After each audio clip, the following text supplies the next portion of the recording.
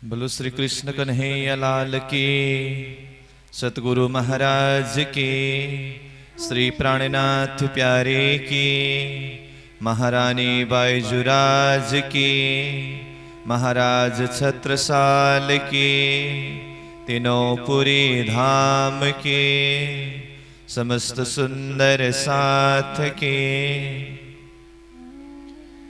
प्रथम लागो दो चरण को, धनियेन छुड़ायो छिन्न,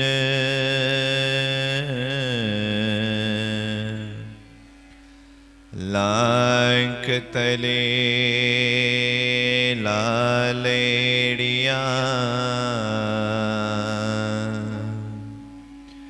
मेरे जीव के यही जीवन,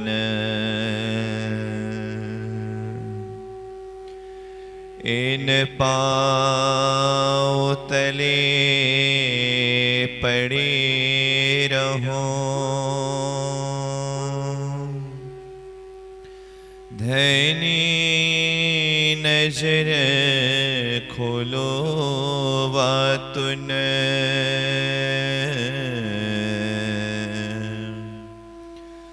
पलन वालों निरखो नेत्रे, मेरे जीव के यही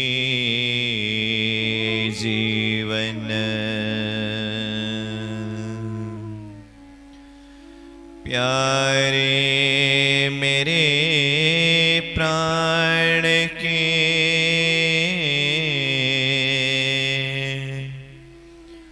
मोहे पल छोड़ो जिन,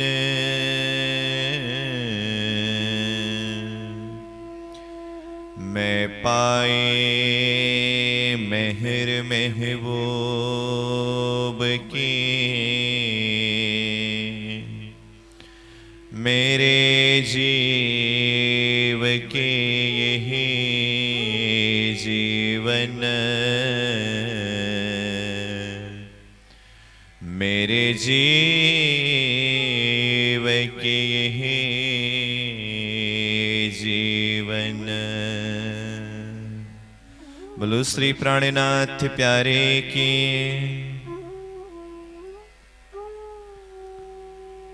सो कहती हूँ प्रकट कर, पट टालो आड़ा अंतर, तेज तारतम ज्योत प्रकाश, करो अंधेरी सबको नाश, करो अंधेरी सबको नाश, अब खेल उपज के कहो कारण, ये दो इच्छा भय उत्पन्न, बिना कारण कारज नहीं होए, सो कहो या के कारण दोए, सो कहो या के कारण दोए, अब खेल उपज के कहो कारण।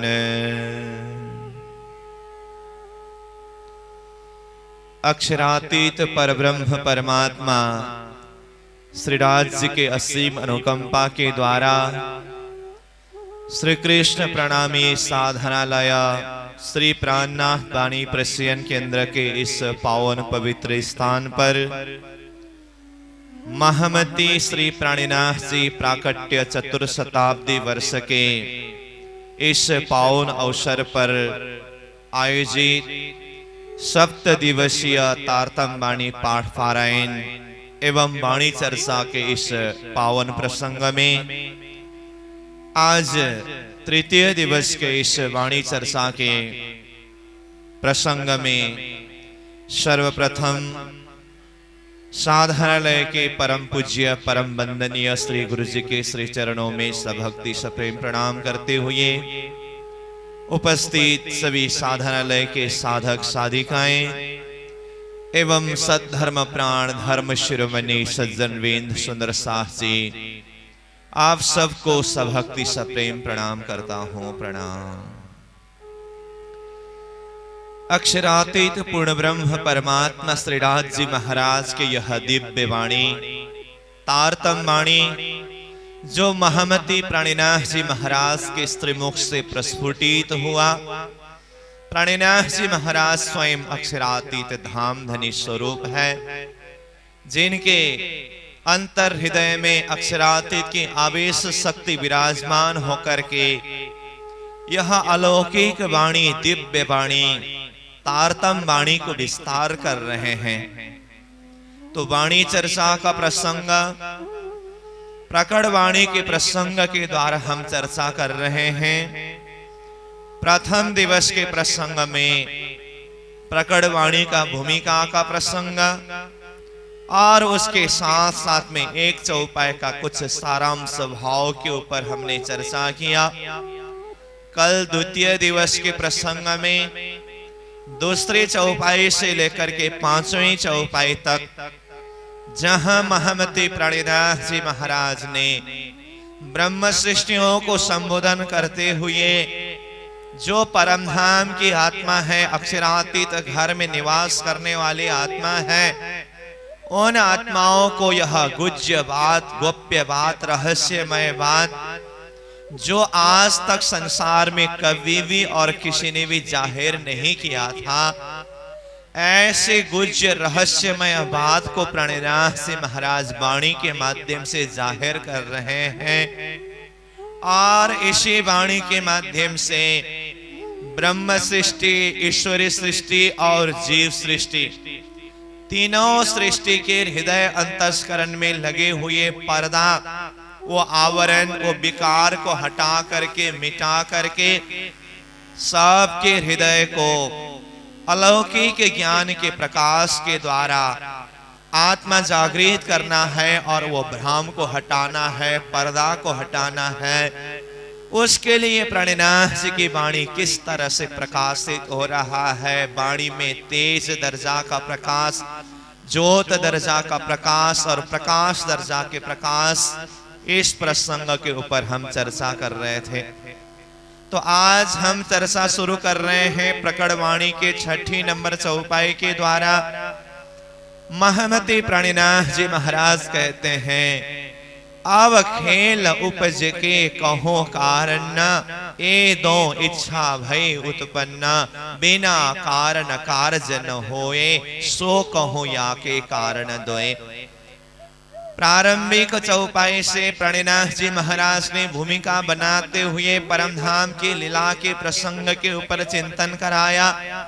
जो परमधाम में अष्ट प्रहर की लीला में हम आत्माएं श्रीनाथ जी के साथ में किस तरह से आनंद मग्न रहते थे, वो महाकारण लीला प्रसंग है। महाकारण लीला प्रसंग के बाद अब 6 नंबर से प्राणिनाथ जी महाराज कारण प्रसंग के अंदर प्रवेश करते हुए कहते हैं, अब मैं वो बात बताने जा रहा हूं जो खेल उत्पत्ति का कारण क्या है। अब खेल उपज के कहो कारण, खेल उत्पत्ति होने का, सृष्टि उत्पत्ति अथवा विस्तार होने का कारण क्या है। क्योंकि सृष्टि उत्पत्ति के विषय में कार्य, कारण और महाकारण करके 3 शब्द आती है। तो कार्य रूप में तो सृष्टि विस्तार होना है, परंतु कार्य रूप में सृष्टि विस्तार होने के लिए कारण क्या पड़ा। सर्वप्रथम कारण के विषय में प्राणिनाथ जी महाराज चर्चा करने जा रहे हैं। और अब तक जो कुछ भी बातें हुई वो तो महाकारण प्रसंग है। महाकारण प्रसंग कहने का मतलब अक्षर अक्षरातीत की जो जागृति लीला है, जो अष्ट प्रहर की लीला परमधाम में अनंत समय से चलती रही, वो परमधाम की लीला और अक्षर ब्रह्म का जो अक्षरधाम में रहते हुए जागृत में जो अनंत ब्रह्मांड बनाना और मिटाना, ये लीला जो है अपनी अपनी प्रकार की स्वतः लीला, ये महाकारण प्रसंग की लीला है। परमधाम में अनंत समय से आनंदमय अद्वैत प्रेममय लीला चलती रही। उसी लीला के बीच में श्रीनाथ जी महाराज अपने आत्माओं से कहा करते थे, पूछा करते थे, हे आत्माओं, ये परम धाम के अंदर इश्क किसके ज्यादा है, प्रेम किसका ज्यादा है? तो सखियां कहते थे, हे राज्य महाराज, प्रेम तो हमारा ही ज्यादा है। श्यामा जी महारानी कहते थे, नहीं नहीं, मेरा प्रेम अधिक है, मेरा प्रेम ज्यादा है। राज्य महाराज कहते थे, नहीं नहीं सखियां, प्रेम तो मेरा ही अधिक है। परम धाम में रहते हुए, वो आनंदमय भूमि, प्रेममय भूमि, अद्वैत भूमि में रहते हुए सखियां ऐसे बेसुद्धि अवस्था में थे कि इश्क किसके ज्यादा है ये भी पता नहीं था। इसीलिए महामती प्राणनाथ जी महाराज अपने वाणी में यही प्रसंग का खुलासा करते हुए कहते हैं, रूहे बिन याज थी बीच बक्का 12,000, जाने न आप अरस के साहेबियां अपार। रूहे बिन याज थी, परमधाम की ब्रह्मात्माएं सखियां बेसुध अवस्था में थे। बीच बक्का 12,000, अखंड परमधाम के बीच में, अखंड भूमि के बीच में 12,000 आत्माएं बिनियाज यानी कि बेसुद्धि अवस्था में थे। जाने न आप अरस की साहिबियां अपार, अपना इश्क और धनी का साहिबी वो भी जान नहीं सका, समझ नहीं सका। तो श्रीराज जी महाराज ने ही अब दिल में लिया कि आत्माओं को ये इश्क की पहचान कराने के लिए, शुद्ध दिलाने के लिए मैं खेल दिखाऊंगा। तो स्वयं श्रीराज जी महाराज ने खेल दिखाने की बात दिल में लिया। प्राणनाथ जी वाणी में कहते हैं, पहले लई हक के दिल में, पीछे आए माहे नूर, ता पीछे हादी रूहन में ए जो हुआ जहुर। खेल दिखाने की बात अथवा सृष्टि उत्पत्ति करने की बात जो है, ये तो सर्वप्रथम श्रीराज जी महाराज ने ही दिल में लिया। तो क्यों राज्य ने दिल में लिया, खेल दिखाने की जरूरत क्या थी? तो प्राणनाथ जी फिर वाणी में कहते हैं, एक पातशाही अरस की, दूजा वाहिदत की इश्क का, शो दिखलाओ ने रूहों को पहले दिल में लिया हक।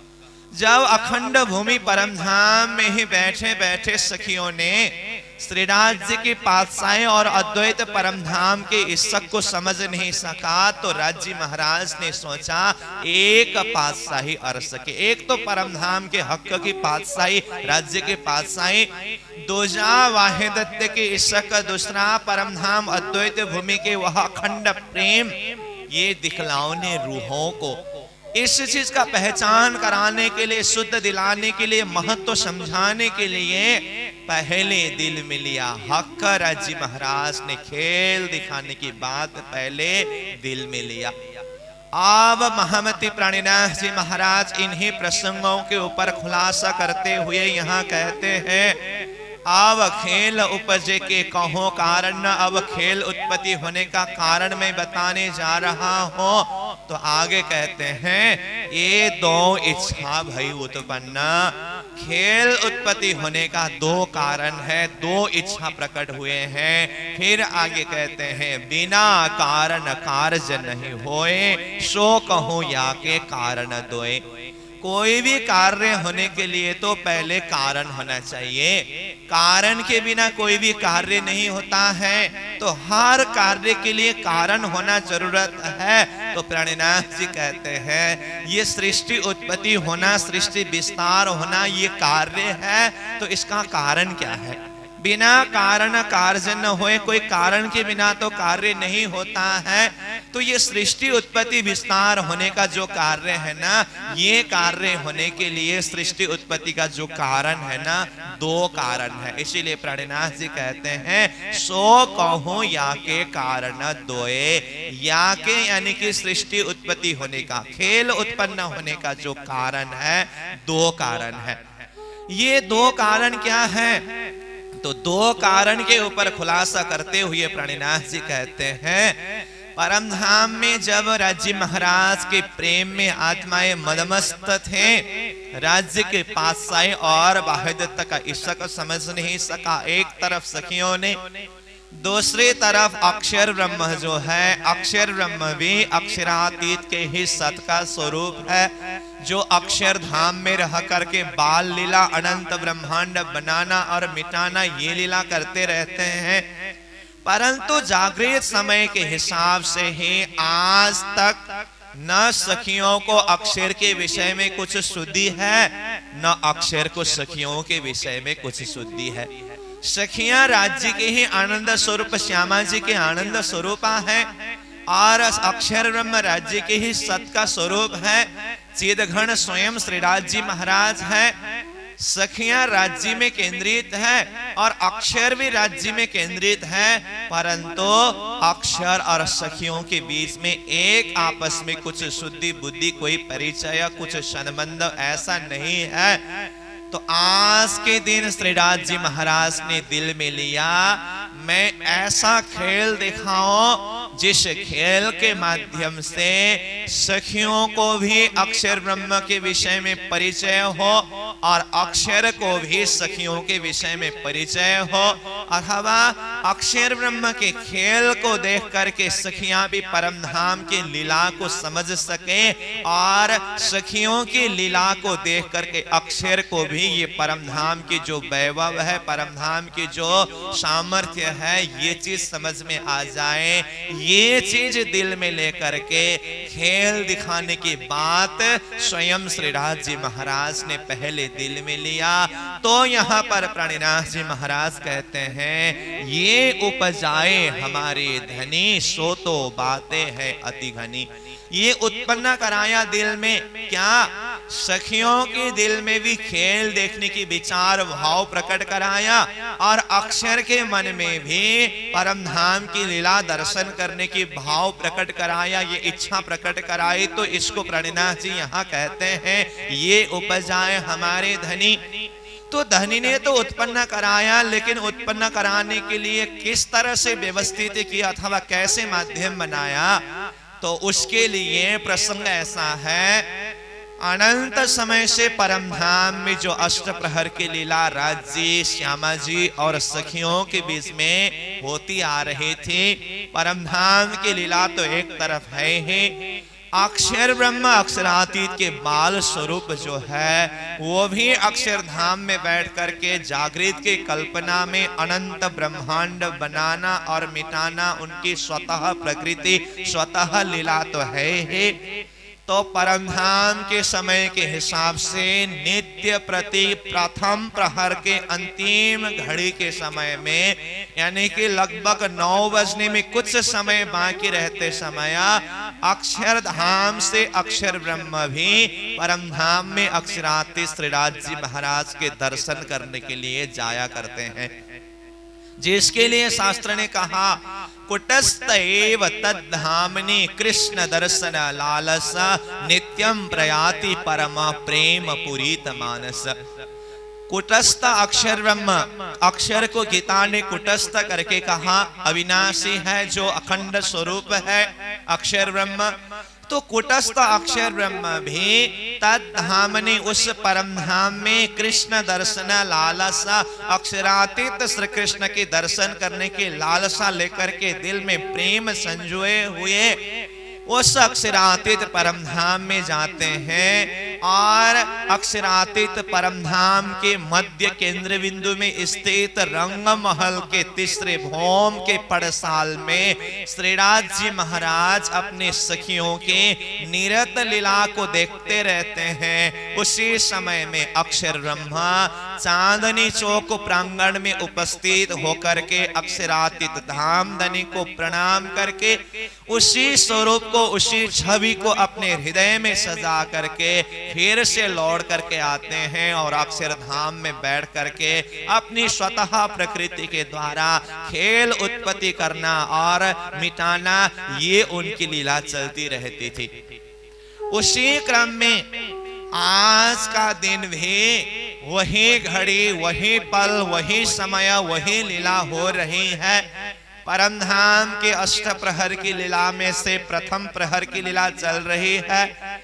तो प्रथम प्रहर की लीला के मध्य में ही एक तरफ तीसरी भौम में सखियों के निरत लीला सारी सखियां आनंद से वहां पर देख रहे हैं। राज्य और श्यामा जी भी निरत लीला के आनंद में डूबे हुए हैं। उसी समय में अक्षर ब्रह्म भी हर रोज की तरह आज भी चांदनी चौक प्रांगण में उपस्थित होकर के श्रीराज जी को दर्शन कर रहे हैं।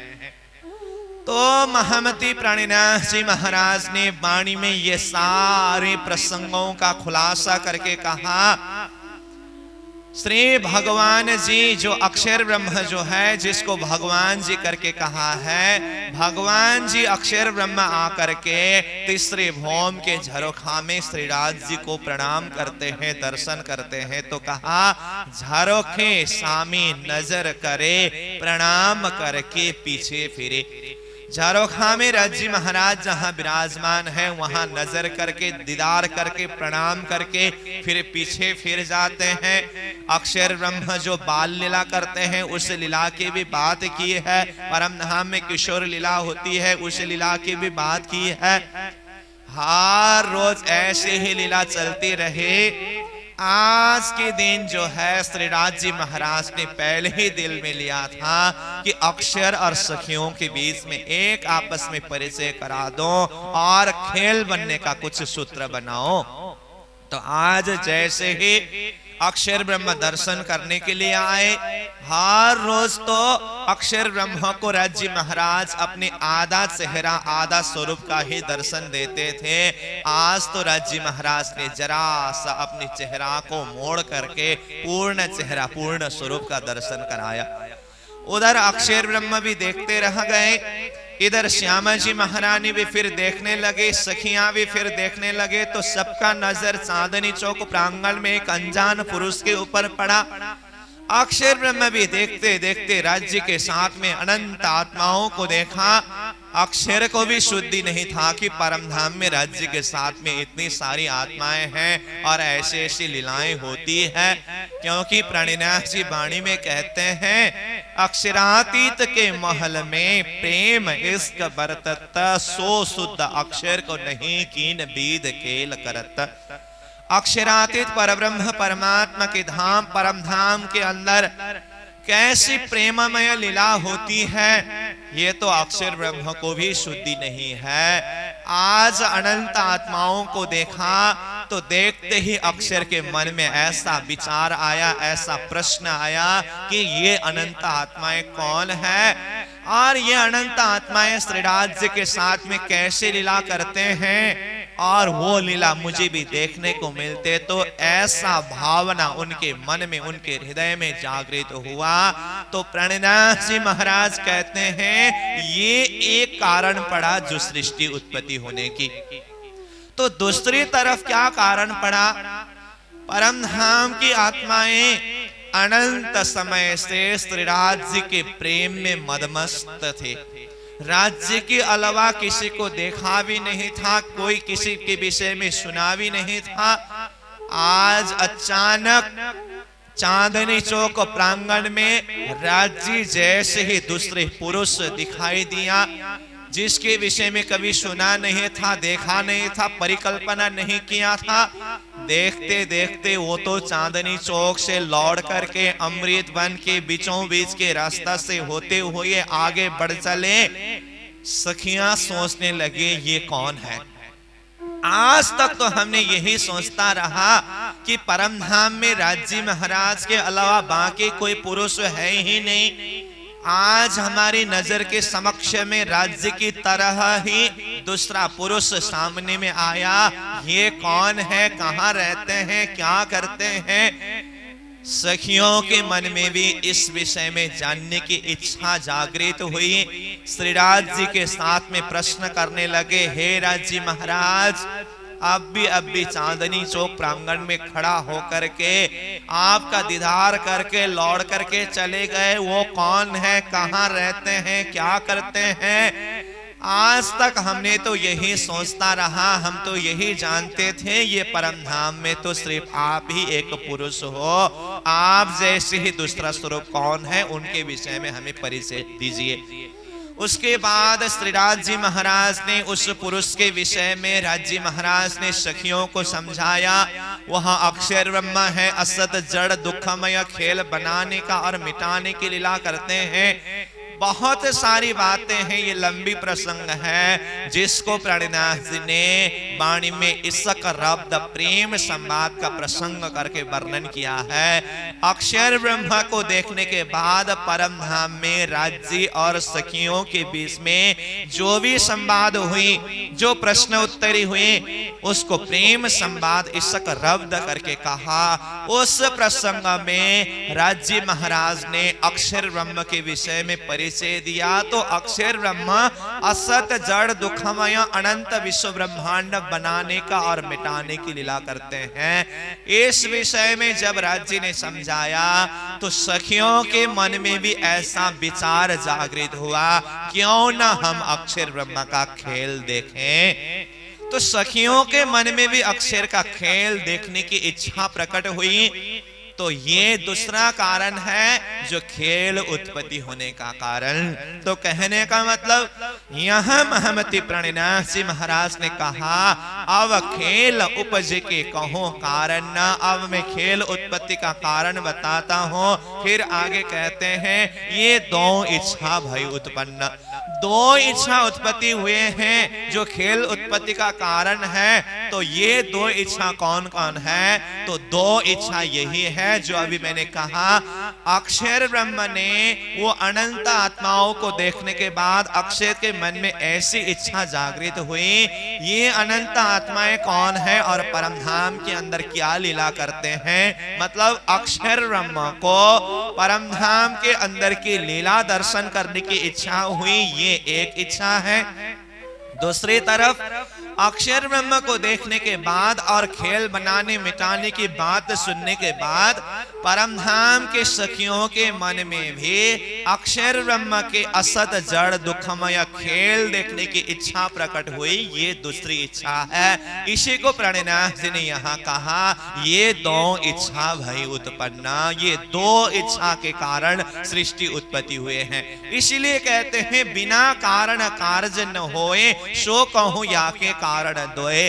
कोई भी कार्य होने के लिए कारण चाहिए, तो ये सृष्टि उत्पत्ति होना, विस्तार होना कार्य है। तो इसका कारण क्या है? तो कारण कहते हैं सो कहूं या के कारण दोए। दो कारण मैं बताने जा रहा हूं। तो वो दो कारण यही है, अक्षर को परम धाम के अंदर की लीला दर्शन करने की इच्छा और परम धाम के सखियों को अक्षर ब्रह्म के खेल देखने की इच्छा। बोलो श्री प्राणनाथ प्यारे की।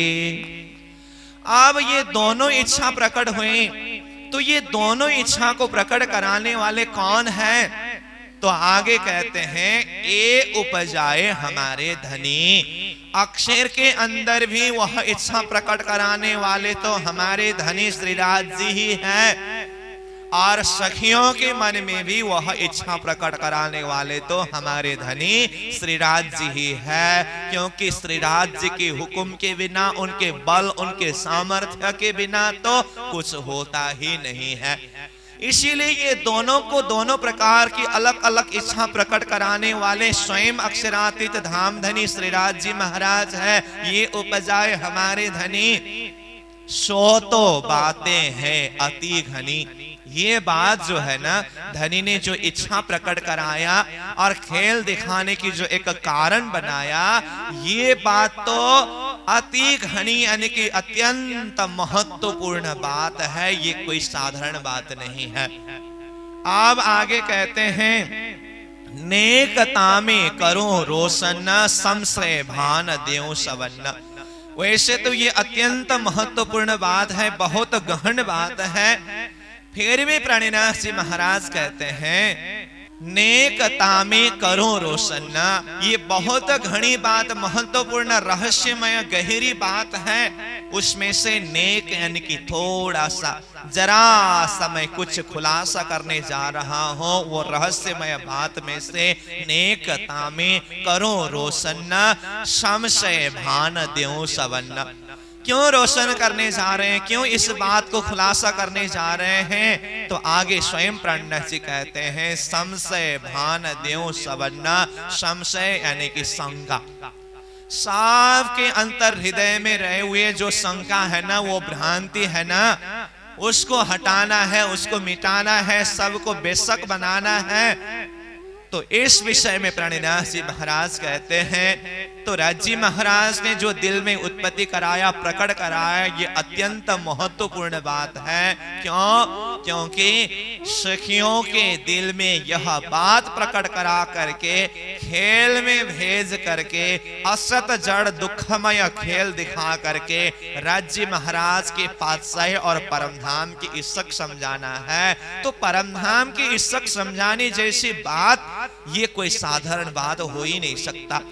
इसीलिए ये बहुत महत्वपूर्ण बात है। उसमें से कुछ रोशन करने जा रहे हैं, कुछ प्रकाश पारने जा रहे हैं। नेकता में करो रोशन, संशय भान द्यो सवन्न। अब आगे कहते हैं, अब सुनियो मूल वचन प्रकार, जब नहीं उपज्यो मोह अहंकार, ना ही निराकार ना ही शून्य, ना निर्गुण ना निरंजन। आप तक प्राणिनाथ जी महाराज ने खेल उत्पत्ति के कारण के विषय में चर्चा किया, और ये तो बहुत ही महत्वपूर्ण बात है करके कहा, और उसमें से कुछ मैं प्रकाश पारने जा रहा हूं, इस तरह से कहा। अब अगले चौपाई में प्राणिनाथ जी कहते हैं सृष्टि की उत्पत्ति किस तरह से हुई। क्योंकि ये सृष्टि चाहे अध्यात्म हिसाब से देखें, अध्यात्मवाद के हिसाब से देखें, अथवा भौतिक दृष्टि से देखें, हर कोई ये सृष्टि की उत्पत्ति हुई है, ये बात को तो सब कोई कबूल करते हैं। आज भौतिक विज्ञान भी ये सृष्टि की उत्पत्ति हुई है, ये चीज को बता करके सृष्टि की उत्पत्ति कब हुई, सृष्टि उत्पत्ति होने का अथवा सृष्टि का आयु कितना हुआ, इस विषय में विज्ञान भी खोज ही कर रहे हैं। कहने का मतलब है कि इस सृष्टि की उत्पत्ति की जो बात है ना, इस चीज को विज्ञान ने भी माना है, और अध्यात्म विज्ञान धर्म शास्त्र ने भी ये सृष्टि की उत्पत्ति हुई है, ये चीज को प्रमाणित किया है। महामती प्राणिनाथ जी महाराज अपनी वाणी में वो बात बताने जा रहे हैं, ये सृष्टि की जब उत्पत्ति हुई है तो ये सृष्टि की उत्पत्ति किस तरह से हुई, और सृष्टि उत्पत्ति होने से पहले क्या था। क्योंकि जिस चीज की उत्पत्ति हुई है ना, तो ये उत्पत्ति हुई है, तो कोई समय में ये सृष्टि तो नहीं था, तो उससे पहले क्या था। जैसे कि उदाहरण के लिए अगर मैं कहूं, हम जो सपना देखते हैं ना, सपना देखने से पहले जो जागृत की अवस्था है, तो जागृत की अवस्था में होते समय हमारे पास में सपना नहीं रहते हैं। जब जागृत के शरीर को नींद आती है, नींद आने के बाद वो सपना देखते हैं, तो उस समय में फिर सपना का ब्रह्मांड, सपना का शरीर अलग रूप में खड़े हो जाते हैं। तो उसी तरह से ये स्वप्निक सृष्टि की उत्पत्ति होने से पहले वो जागृत का अवस्था, जो अक्षर अक्षरातीत धाम, अक्षर अक्षरातीत का स्वरूप अपने धाम में, अपने लीला में स्थित थे।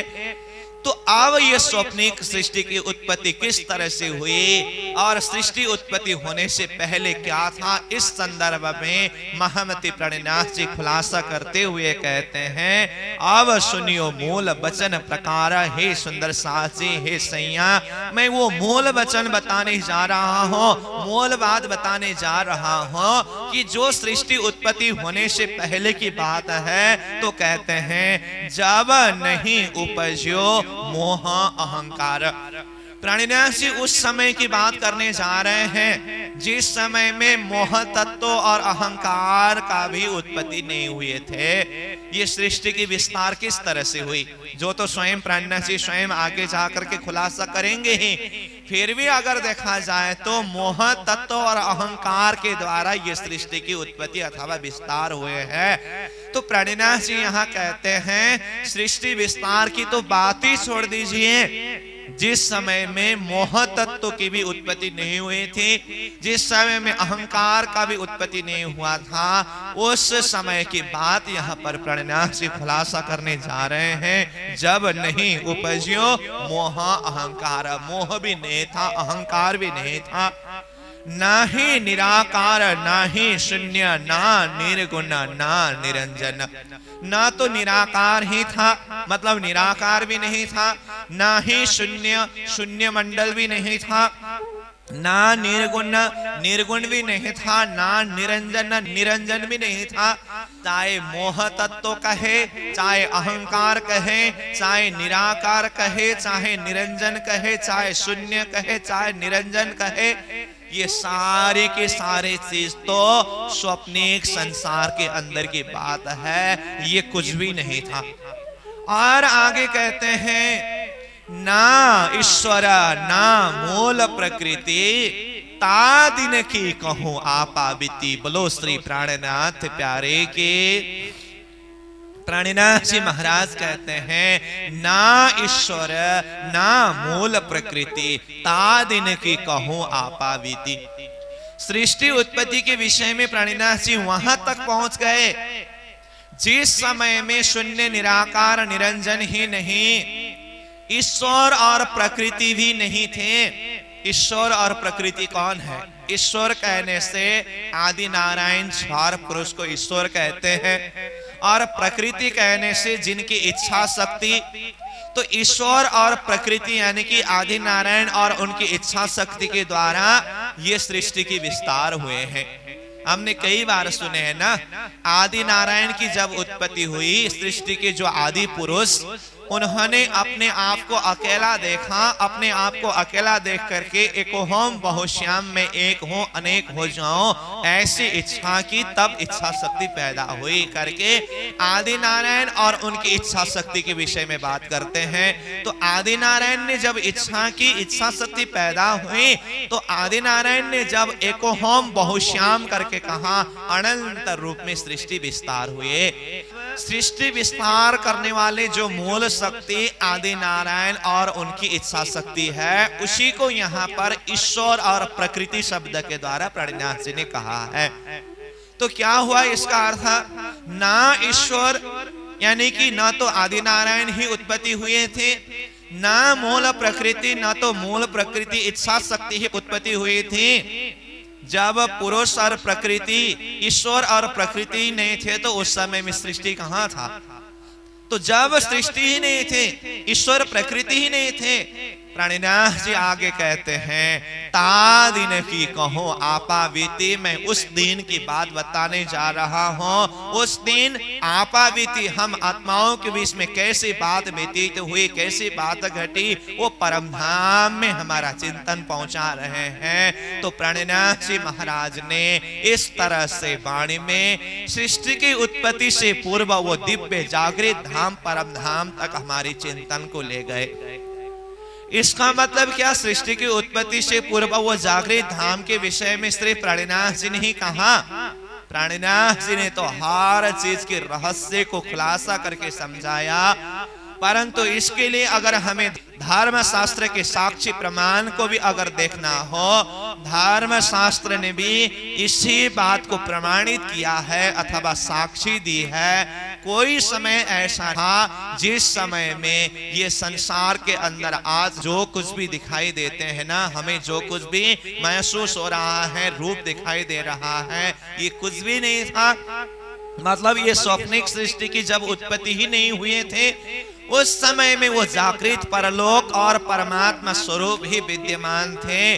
तो इस चीज का प्रमाणित करते हुए धर्मशास्त्र ने कहा ब्रह्मा विष्णु रुद्रा सुरपति रमरा ना सूरा नैव पृथ्वी नापो नाग्निर न वायो न च गगन तलम नोदीशु नैव काल नो वेदा नैव यज्ञ न च रवि शशि नो विधिर न विकल्प स ज्योति सत्यमेकम जयति तत्पदम सच्चिदानंद मूर्ति। कहने का मतलब जिस समय में ब्रह्मा विष्णु महेश भी नहीं थे, आकाश वायु अग्नि जल पृथ्वी जो 5 तत्व के द्वारा सृष्टि विस्तार हुए हैं, ये 5 तत्वों की भी उत्पत्ति नहीं हुई थी। और रवि शशि यानी कि सूर्य और चंद्र भी नहीं था, वेद वेदादि यज्ञ यज्ञादि कर्म कुछ नहीं थे, संसार के नाम चीज कुछ था ही नहीं। उस समय में सिर्फ वो जागृत परलोक और परमात्मा स्वरूप जिसके लिए कहा सत ज्योति सत्यमेकम जयति तत्पदम सच्चिदानंद मूर्ति। जो सच्चिदानंद घन परब्रह्म परमात्मा अपने जागृत धाम वो परम धाम में विराजमान थे। इस तरह से धर्म शास्त्र ने सृष्टि के उत्पत्ति के पूर्व वो पूर्ण ब्रह्म परमात्मा की साक्षी दी है। तो महामती प्राणिनाथ जी महाराज इन्हीं शास्त्रों के रहस्य को खुलासा करते हुए तारतम्य दृष्टि के आधार पर इन सारी चीजों का स्पष्टीकरण दे रहे हैं और कहते हैं मैं तो वहां से बात बताने जा रहा हूं जब सृष्टि के आदि ईश्वर और प्रकृति भी उत्पत्ति नहीं हुए थे, तब भी हम आत्माएं परम धाम में किस तरह से श्रीराज जी के प्रेम और आनंद में मदमस्त थे और क्या कारण पड़ा सृष्टि उत्पत्ति होने की और किस तरह से सृष्टि विस्तार हुई, ये सारी चीजों को सारी बातों को प्राणिनाथ जी खुलासा कर रहे हैं। तो कहते हैं ना ईश्वर ना मूल प्रकृति ता दिन की कहो आप बीती। तो अब उस दिन की बात बताते हुए परम धाम में परम धाम की आत्माएं राज्य के साथ में अष्टप्रहर की लीला में मदमस्त होना वो तो है ही। तो ये सृष्टि उत्पत्ति किसने किया? अक्षर ब्रह्म ने किया। तो अक्षर ब्रह्म कौन है? अक्षरातीत पूर्ण ब्रह्म परमात्मा श्रीराज जी महाराज के सत का अंश है और जो बाल स्वरूप है। तो सृष्टि उत्पत्ति के प्रसंग व्याख्या करने के लिए वो जागृत स्वरूप अक्षर ब्रह्म के विषय में परिचय देते हुए यहाँ प्राणिनाथ जी अब आगे कहते हैं निज लीला ब्रह्म बाल चरित्र जाकी इच्छा मूल प्रकृत। निज लीला ब्रह्म बाल चरित्र, ब्रह्म मतलब अक्षर ब्रह्म, जिसके चरित्र कैसी चरित्र है अथवा जिसकी लीला कैसी लीला है, बाल लीला और बाल चरित्र। श्री भगवान जी खेलत बाल चरित्र, आप अपनी इच्छा सो प्रकृत, कोटि ब्रह्मांड नजर में आवे, छिन में देख के पल में उड़ाए। महामती प्राणिनाथ जी महाराज ने अक्षर ब्रह्म के लीला के विषय में बताते हुए कहा श्री भगवान जी खेलत बाल चरित्र, आप अपनी इच्छा सो प्रकृत। अक्षर ब्रह्म अपने ही प्रकृति में अपने ही इच्छा अनुसार बाल लीला करते हैं। अनंत ब्रह्मांड बनाना और मिटाना, कोटि ब्रह्मांड नजर में आवे, छिन में देख के पल में उड़ाए। तो ये चीज को यहाँ पर प्राणिनाथ जी कहते हैं निज लीला ब्रह्म बाल चरित्र जाकी इच्छा मूल प्रकृत। बाल चरित्र यानी कि अक्षर अपने ही चरित्र में अपनी ही लीला में जागृत अवस्था में अपनी इच्छा के द्वारा अपनी प्रकृति के द्वारा स्वतः अपनी लीला में रमन करना, खेलना, वो लीला को जाहिर करना, यही अक्षर ब्रह्म का निज लीला है, उनकी स्वतः अपनी निज लीला है। अब ये अक्षर ब्रह्म जो बाल लीला करने वाले हैं उनके द्वारा अब सृष्टि किस तरह से विस्तार हुए, तो कहते हैं नयन के पाओ पल में इशारत कई कोट ब्रह्मांड उपजत खपत। ये जागृत लीला की बात बता रहे हैं। जब ये स्वप्निक सृष्टि की उत्पत्ति होने से पूर्व अक्षर ब्रह्म क्या करते थे, उनकी जागृत की लीला क्या चलती थी, वो अनंत समय से अक्षर की जागृत लीला के विषय में चर्चा करते हुए प्राणिनाथ जी कहते हैं नयन के पाओ पल में इशारत। आंख के एक पलक मारने का जो समय है ना, वो क्षणिक समय, उसका भी पाव भर का समय के अंदर इशारा मात्र से कई कोट ब्रह्मांड उपजत खपत। अक्षर ब्रह्मा कई करोड़ों ब्रह्मांड उत्पत्ति करते हैं और खपत करते हैं, यानी कि लय करते हैं। अक्षर की यह स्वतः जागृत की लीला, उनकी बाल लीला, उनकी प्रकृति की लीला है। ये इसी चीज को साक्षी प्रमाण देते हुए शास्त्र ने कहा उन्मेष निमेष भ्रम ब्रह्मांडो प्रलय दय।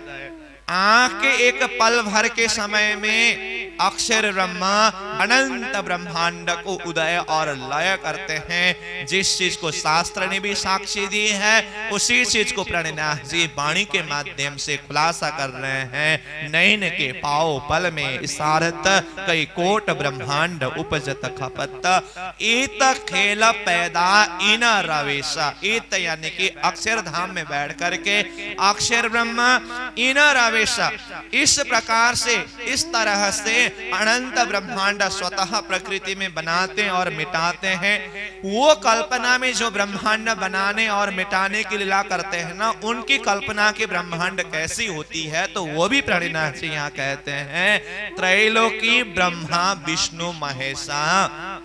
अभी हम स्वप्निक ब्रह्मांड में जो 14 लोक ब्रह्मांड में ब्रह्मा विष्णु महेश की बात करते हैं ना, अभी जिस ब्रह्मांड में हम बैठे हैं ये तो स्वप्निक ब्रह्मांड है, परंतु यहाँ प्राणिनाथ जी महाराज इस प्रसंग में जो चर्चा कर रहे हैं ये स्वप्निक ब्रह्मांड की ही बात नहीं है।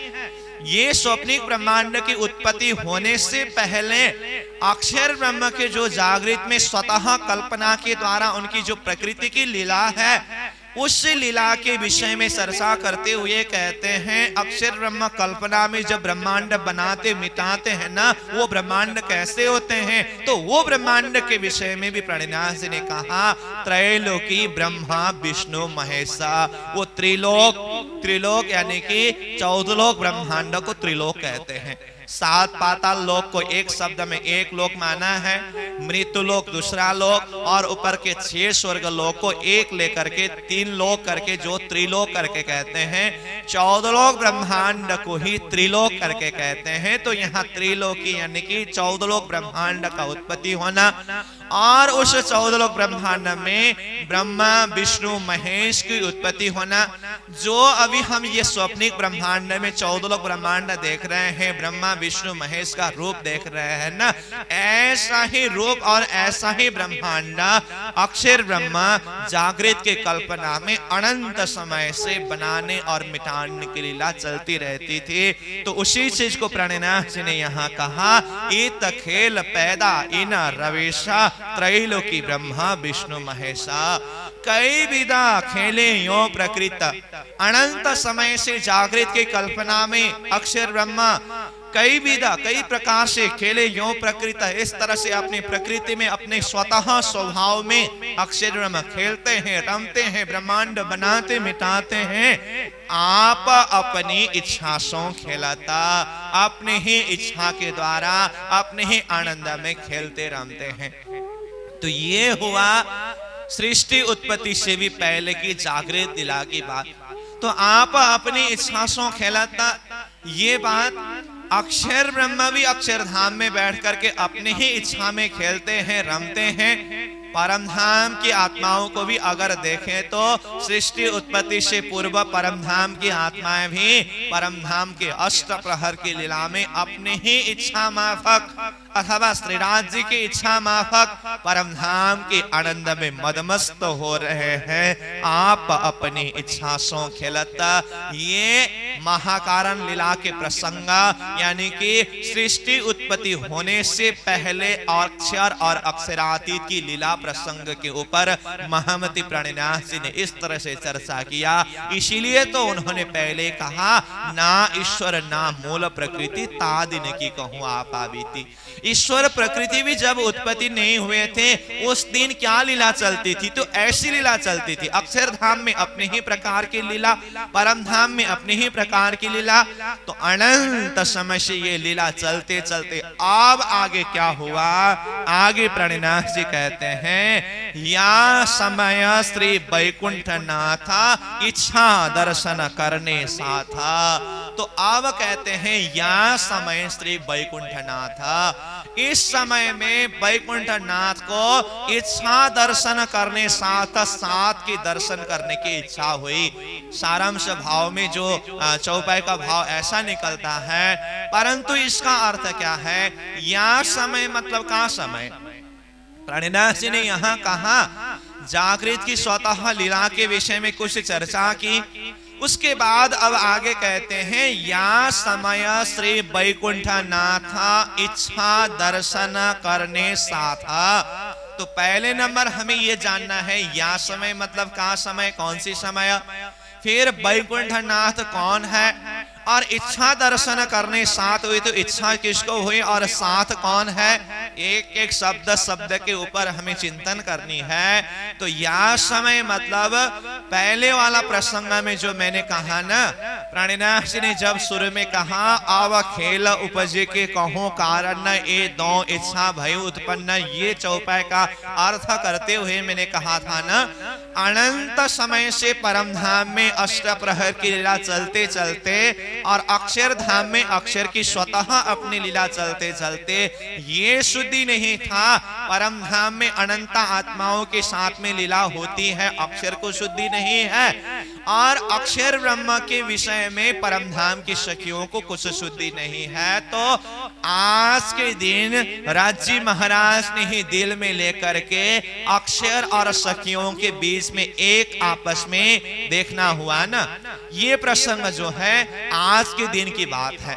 तो इसीलिए यहां पर आकर के या समय करके जो कहा, ये आज की दिन की बात है। वैकुंठ नाथ कौन है? पहले वाले चौपाई में ही आया जो हमने कल चर्चा किया था। तो सोई अखंड अक्षरातीत घर नित्य वैकुंठ मेने अक्षर करके अक्षर ब्रह्म बैठने वाला जो स्थान है उसको नित्य वैकुंठ का संज्ञा भी दिया है। तो नित्य वैकुंठ में रहने वाले जो अक्षर ब्रह्म अगले चौपाई में जो कहा, इसीलिए यहां पर आकर के प्राणिनाथ जी ने अक्षर ब्रह्म के लिए क्या संज्ञा दिया?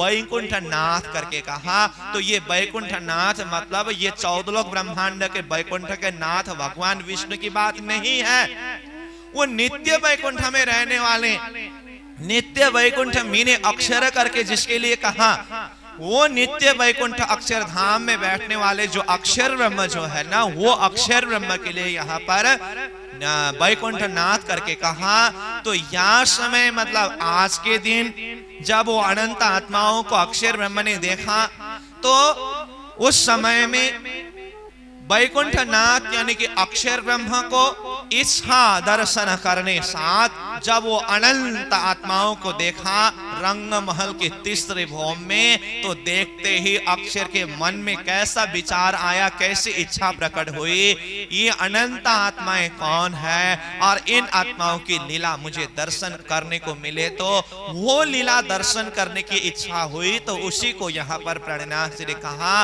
अक्षर ब्रह्म को इच्छा दर्शन करने साथ यानी कि परम धाम की सखियों की लीला दर्शन करने की इच्छा हुई। फिर आगे कहते हैं, अक्षर मन उपजी ये आशा देखो धनी जी को प्रेम विलासा। जब अनंत आत्माओं को देखा अक्षर ब्रह्म ने, तो अक्षर मन उपजी आशा, अक्षर के मन में ये आशा उत्पत्ति हुई, देखो धनी जी को प्रेम विलासा।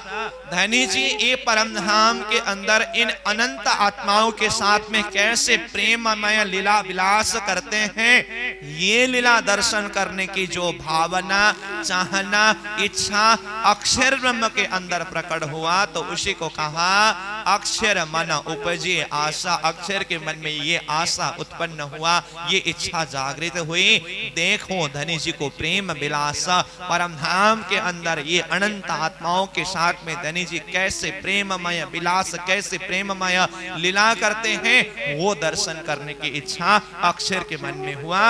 ये बात भी प्राणिनाथ जी यहाँ खुलासा कर रहे हैं। अब ये तो अक्षर की इच्छा की बात है। अब उसके साथ में फिर सखियों के मन में किस तरह से इच्छा प्रकट हुई, वैसे तो सार रूप में तो पहले ही प्राणिनाथ जी ने खेल उपज के कहो कारण ये दो इच्छा भय उत्पन्न करके कहा, तो वहां पर भी हमने खुलासा कर चुके हैं। फिर भी एक एक चौपाई के भाव को कुछ सारांश रूप में चर्चा करते जा रहे हैं। तो अब अक्षर के मन में ये विचार प्रकट होने के बाद फिर सखियों के मन में किस तरह से विचार प्रकट हुई, वो भी प्राणिनाथ जी यहाँ कहते हैं। तब सखियों मन उपजी यहाँ खेल देखे अक्षर का जेहा। फिर सखियों के मन में भी ऐसा विचार प्रकट हुआ, ऐसी इच्छा जागृत हुई। कब? जब अक्षर ब्रह्म को देखा, तब सखियों मन उपजी यहाँ, सखियों के मन में ऐसा विचार ऐसी इच्छा उत्पत्ति हुई, खेल देखे अक्षर का जेहा। अक्षर का जो खेल है वो खेल देखने की इच्छा सखियों के मन में भी उत्पत्ति हुई, क्योंकि प्रेम संवाद के समय में अक्षर ब्रह्म कैसे खेल बनाते और मिटाते हैं और वो खेल कैसी होती है, इस विषय में राजी महाराज ने जब सखियों को समझाया तो खेल के विषय में सुनते ही सखियों के मन में भी अक्षर ब्रह्म की खेल देखने की इच्छा प्रकट हुई। अब खेल देखने की इच्छा दिल में प्रकट होने के बाद क्या हुआ, आगे कहते हैं, तब हम जाए पियासों कहीं, खेल अक्षर का देखे सही। अक्षर ऐसे खेल बनाते मिटाते हैं करके अक्षर के खेल के विषय में हमें जब जानकारी हुई ना, हम सखियां जा करके श्रीराज जी महाराज को अब कहा, तब हम जाए पियासों कही। पिया प्राण प्रीतम प्राण बल्लभ अक्षरातीत धामधनी। श्रीराज जी महाराज के साथ में जा करके हम सखियों ने कहा, क्या कहा? खेल अक्षर का देखे सही। हे राजी महाराज, हम अक्षर ब्रह्म के खेल देखेंगे, हमें अक्षर ब्रह्म का खेल दिखाइए। ये प्रेम संवाद की बात है। तो प्राणनाथ जी महाराज उसको भी यहाँ पर खुलासा कर रहे हैं। जब यह बात पिया ने सुनी, जब यह बात मतलब कौन सी बात? सखियों ने जब राज्य के साथ में पिया के साथ में अक्षर के खेल देखने के विषय की जो बात की ना, हे धनी हम खेल देखेंगे, हमें खेल दिखाइए, सखियों ने कहा। तो जब राज्य महाराज ने ये बात सुनी, आत्माएं खेल मांग रहे हैं, खेल देखने की इच्छा प्रकट कर रहे हैं, तो अब आगे राज्य ने क्या किया? तो कहते हैं तब बरजे, राज्य महाराज ने रोका। बरजे का अर्थ है रोकना। सखियों ने जब खेल देखने की मांग की, राज्य महाराज ने सखियों को रोका। तो प्राणीनाथ जी कहते हैं जब यह बात पिया ने सुनी, जब राज्य ने ये बात सुनी, तब बरजे, तब रोका। तुरंत आगे कहते हैं हंसी करने घनी, तब बरजे हंसी करने घनी। तब राज्य महाराज ने रोका, परंतु रोकने का अभिप्राय क्या था? आगे तुरंत प्राणनाथ जी ने खुलासा कर दिया, रोका इसीलिए हंसी करने घनी। बोलो श्री प्राणनाथ प्यारे के। आत्माओं के ऊपर बहुत ज्यादा हंसी कराने के लिए राज्य महाराज ने सखियों को खेल देखने के विषय में रोका, क्योंकि ये खेल जो है ना हंसी के लिए बनाया है। दिल में उत्पन्न कराया तो राज्य ने ही है। जब पहले ही कहा ये उपजाए हमारे धनी, दिल में उत्पन्न तो राज्य ने ही किया है, तो फिर यहाँ पर राज्य ने जब दिल में उत्पन्न कराने के पश्चात सखियों के दिल में ये बात आई और सखियां राज्य को जाकर के खेल देखने के विषय में मांग कर रहे हैं, तो राज्य ने ही उत्पन्न कराया है, इसीलिए राज्य महाराज को सखियां खेल देखने के लिए मांग कर रहे हैं। तो राज्य महाराज को सीधा खेल में जाने के विषय में सखियों का आज्ञा करना चाहिए ना। तो बरजे यानी कि रोका क्यों? रोकने का अर्थ है हंसी कराने के लिए। तो यहाँ पर राज्य की भावना को देखिए, अंदर से दिल में उत्पन्न कराने वाले भी राज्य ही है, क्योंकि खेल में गए बिना सखियां परम धाम की प्रेम को समझने वाले नहीं है। इसीलिए परम धाम की प्रेम राज्य की पातशाही को समझाने के लिए रूहों को खेल में भेजना भी है, और राज्य ने अपनी तरफ से भेजा, तो फिर बाद में सखियां राज्य को दोषी कहलाएंगे। इसीलिए यहाँ पर राज्य महाराज ने ऐसी चाल मतलब ऐसा एक युक्ति को अपनाया है, अंदर से सखियों के दिल में खेल देखने की इच्छा प्रकट भी करा रहे हैं और बाहर से रोकने का एक नाटक भी कर रहे हैं। यही तो राज्य की लीला है। क्यों? क्योंकि हंसी के लिए ये खेल बनाया है। तब बरजे हंसी करने घनी, क्योंकि राज्य महाराज नहीं चाहते हैं कि सखियों को दुख दिखाएं, परंतु वो असत जड़ दुखमय खेल को देखे बिना सखियां परमधाम की प्रेम को भी नहीं समझ रहे हैं। कितनी मुश्किल की बात है। राज्य महाराज को ये इच्छा नहीं है कि परमधाम के आनंद में रमन करते हुए सखियों को परमधाम के आनंद से अलग करें, परंतु परमधाम के आनंद से अलग किए बिना परमधाम की वो सुख का कीमत भी तो सखियों को समझ में नहीं आ रहा है ना। इसीलिए खेल दिखाने के लिए तो परमधाम से अलग करना ही पड़ रहा है। परमधाम के अंदर ही रख करके जुदागी का खेल तो स्वयं राज्य महाराज भी सखियों को अनुभव नहीं करा सकते। इसीलिए प्राणीनाथ जी ने वाणी में एक चौपाई के द्वारा ये बात खुलासा की है, कोई बात खुदा से ना हो वही ऐसा न कहियो कोई। पर एक बात ऐसी बक्का मिने सो हक से भी न होए। प्राणिनाथ जी कहते हैं सब क्या कहना है ना, परमात्मा के द्वारा असंभव चीज तो कुछ हो ही नहीं सकता है। परमात्मा तो जो कुछ भी कर सकते हैं। इसीलिए ब्रह्म के विषय में, परमात्मा के विषय में क्या कहा है, कर्तुम अकर्तुम अन्यथा कर्तुम समर्थ इति ब्रह्म करके कहा। जो सब कुछ कर सकते हैं उसी चीज को प्राणिनाथ जी महाराज ने भी कहा, कोई बात खुदा से न हो वही ऐसा न कहियो कोई। कोई ऐसा नहीं कहते हैं अथवा कोई ऐसा न समझना कि कोई काम खुदा से परमात्मा से हो ही नहीं सकता। परमात्मा के द्वारा तो सब कुछ हो सकता है। आगे जाकर के प्राणिनाथ जी स्वयं कहते हैं, पर ऐसी एक बात बक्का मिने सो हक से भी न होए। सब कुछ परमात्मा के द्वारा संभव होते हुए भी एक बात ऐसी बात है जो परमधाम के अंदर जो स्वयं हक यानी कि श्रीराज जी के द्वारा भी संभव नहीं है। ऐसी कौन सी बात है जो परमधाम के अंदर स्वयं श्रीराज जी के द्वारा भी संभव नहीं है? तो वो बात है परमधाम के अंदर ही रख करके सखियों को जुदागी का अनुभव कराना, ये राज्य के द्वारा भी संभव नहीं है। क्योंकि परमधाम तो प्रेममय भूमि है, आनंदमय भूमि है, अद्वैत भूमि है। वहां तो जहां भी जाए आनंद ही आनंद, प्रेम ही प्रेम, सुख ही सुख।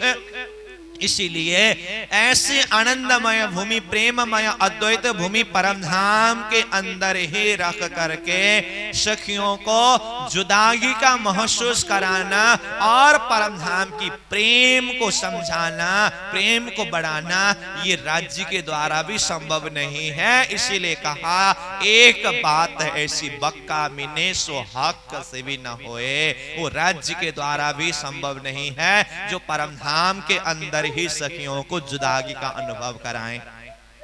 देखिए राज्य को कितनी समस्या की बात है।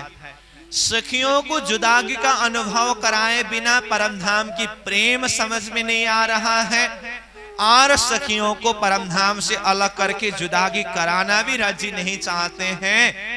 फिर भी राज्य महाराज ने जैसे तैसे अक्षर ब्रह्म की खेल बना करके, खेल में भेज करके, कुछ जुदागी का महसूस करा करके, अनुभव करा करके पुनः परमधाम में लौटा करके परमधाम की प्रेम और राज्य की पातशाही समझाने के लिए ये सब कुछ व्यवस्था राज्य महाराज ने किया है। इसीलिए वो जुदागी का अनुभव कराने के लिए आत्माओं को खेल में भेजना है। परंतु परमधाम के आनंद में रमन करते हुए सखियों को स्वयं राज्य महाराज तुम लोग खेल में जाओ करके अगर खेल में भेज दें तो राज्य को तो पक्का विश्वास है ना, सब कुछ पता है ना, खेल में जाने के बाद आत्माओं की स्थिति कैसी होगी करके, तो बाद में फिर सखियां राज्य को ही दोषी साबित करेंगे। हे राज्य महाराज, हम ऐसे परमधाम में आनंद में रमन कर रहे थे तो आपने हमें ऐसी जुदागी का खेल क्यों दिखाया, संसार में हमें क्यों भेजा?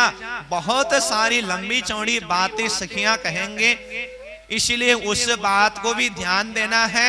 इसीलिए राज्य महाराज ने क्या किया, अपने सिर में वो दोष भी ना आए, इसीलिए सखियों के दिल में ही बात को प्रकट कराया और सखियों को खेल दिखा करके परमधाम के इश्क समझाना है। इसलिए खेल में भेजना भी है, इसलिए अंदर से उत्पत्ति कराया स्वयं श्रीराज जी ने, तो ये उपजाए हमारे धनी हुआ।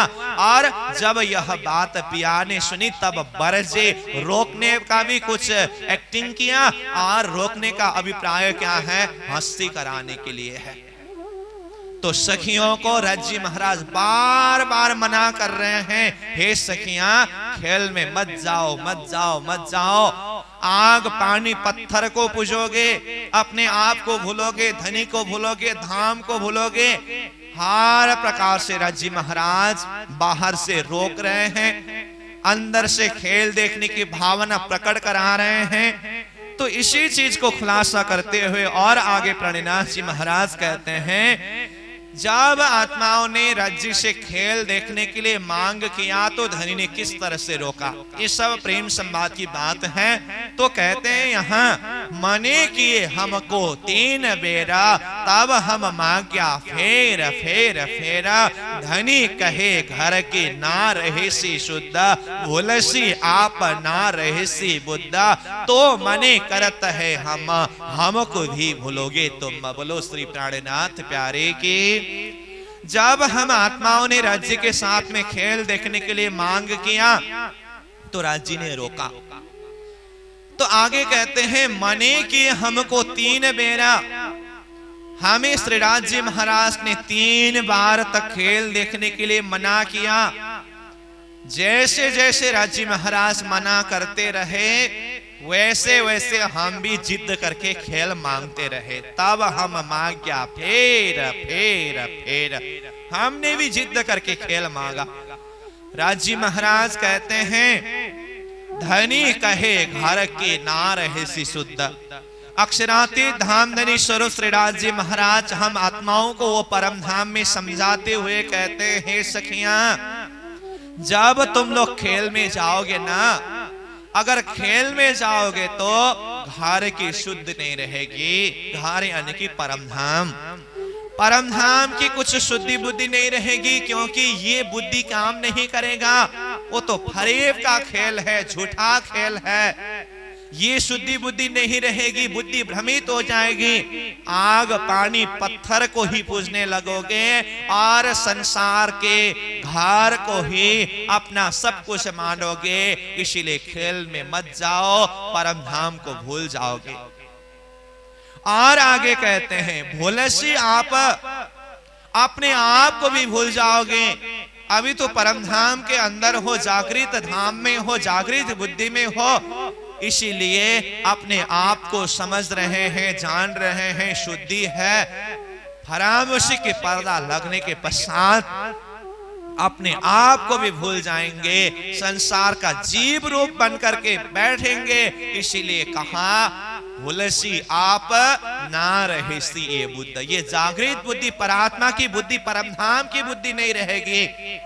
धनी ने द्वार भूलने की बात की, अपने आप को भूलने की बात की, और इतना ही नहीं तो मने करते हैं हम हे सखियां, मैं इसीलिए आप लोगों को खेल में जाने से मना कर रहा हूं, रोक रहा हूं।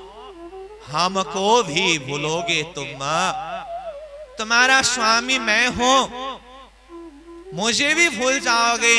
राज्य महाराज ने यहां तक कहा। इसीलिए तो महामती प्राणनाथ जी ने वाणी में कहा, कहा उतरते हक ने अलस्तो वे रब कुम। फिर कहा अरवाहों ने बले न भूले हम।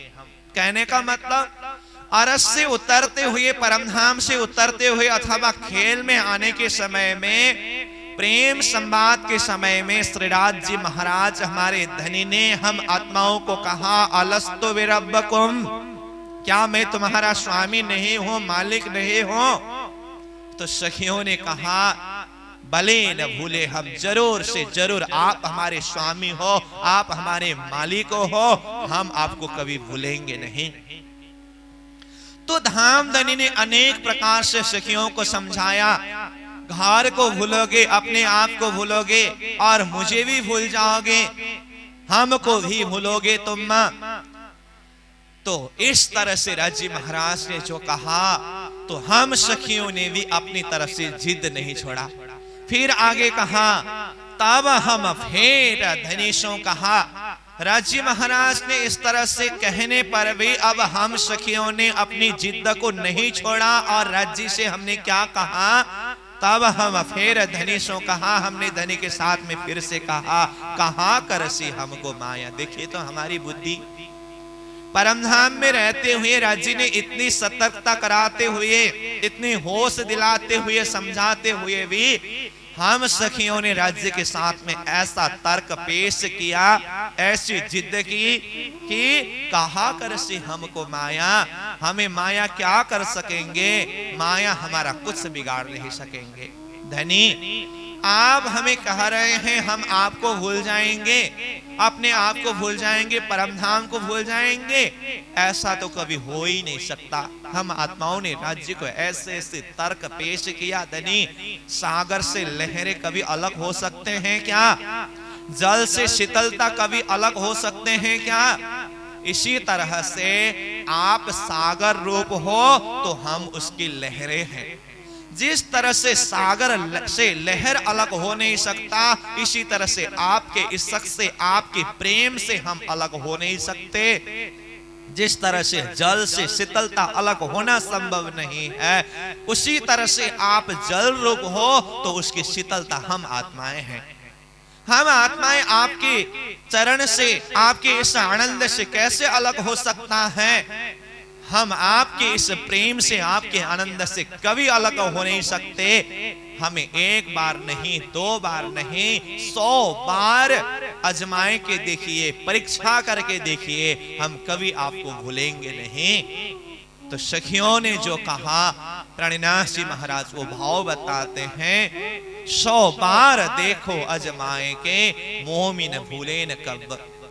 राज्य महाराज ने बार बार मना करने पर भी सखियों ने अपनी तरफ से जिद प्रकट करते हुए कहा, हे धनी 100 बार परीक्षा करके देखिए, हम आपको भूलेंगे नहीं। तो यहाँ कहा, तब हम फिर धनी सो कहा कर से हमको माया। हमें माया कुछ बिगाड़ नहीं सकते, हमें खेल दिखाइए। बार बार मना करने पर भी सखियां होश में आने के लिए तैयार नहीं हुए। अंततो गत्वा राज्य महाराज ने खेल दिखाने के बाद पूर्ण रूप से अपने दिल में निर्णय लिया।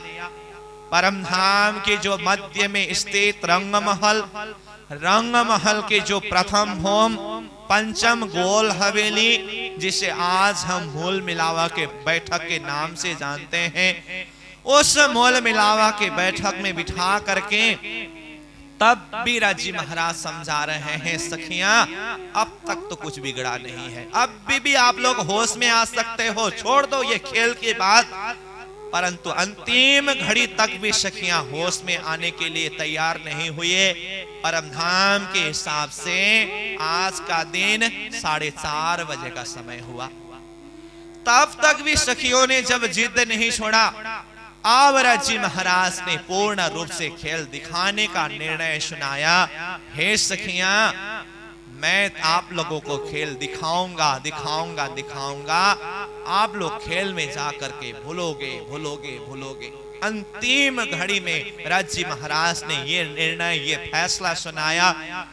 तो मूल मिलावा के बैठक में खेल दिखाने की तैयारी अवस्था में अंतिम में राज्य महाराज ने जब खेल दिखाऊंगा करके कहा, तो सखियां बहुत प्रसन्न हुए। हाँ, यही तो हम चाहते थे, अब हमें राज्य महाराज खेल दिखाने वाले हैं। खेल देखने की जो चाह में जब राज्य महाराज ने खेल दिखाने के निर्णय सुनाए, तो सखियां अत्यंत प्रसन्न हुए।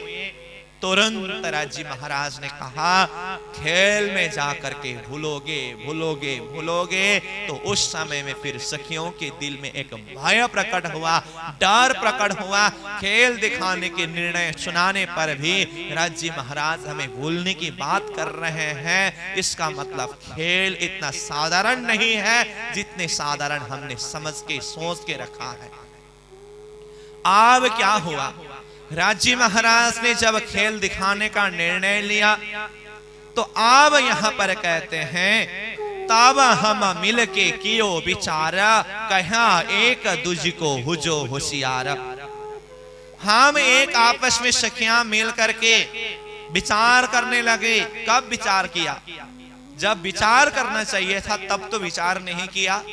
राज्य महाराज ने बार बार समझाया, तब तो कहां करसी हमको माया करके जिद करते रहे।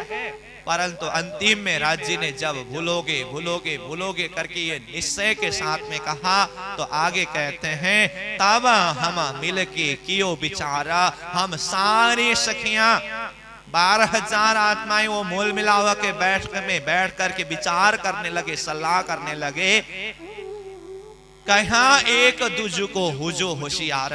एक आपस में कहने लगे, हे सखियां, एक आपस में होशियार होना है, सचेत होना है।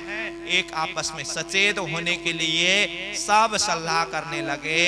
क्यों? क्योंकि राज्य महाराज ने अंतिम घड़ी तक में भी यही कहा, खेल दिखाऊंगा परंतु भूल जाओगे।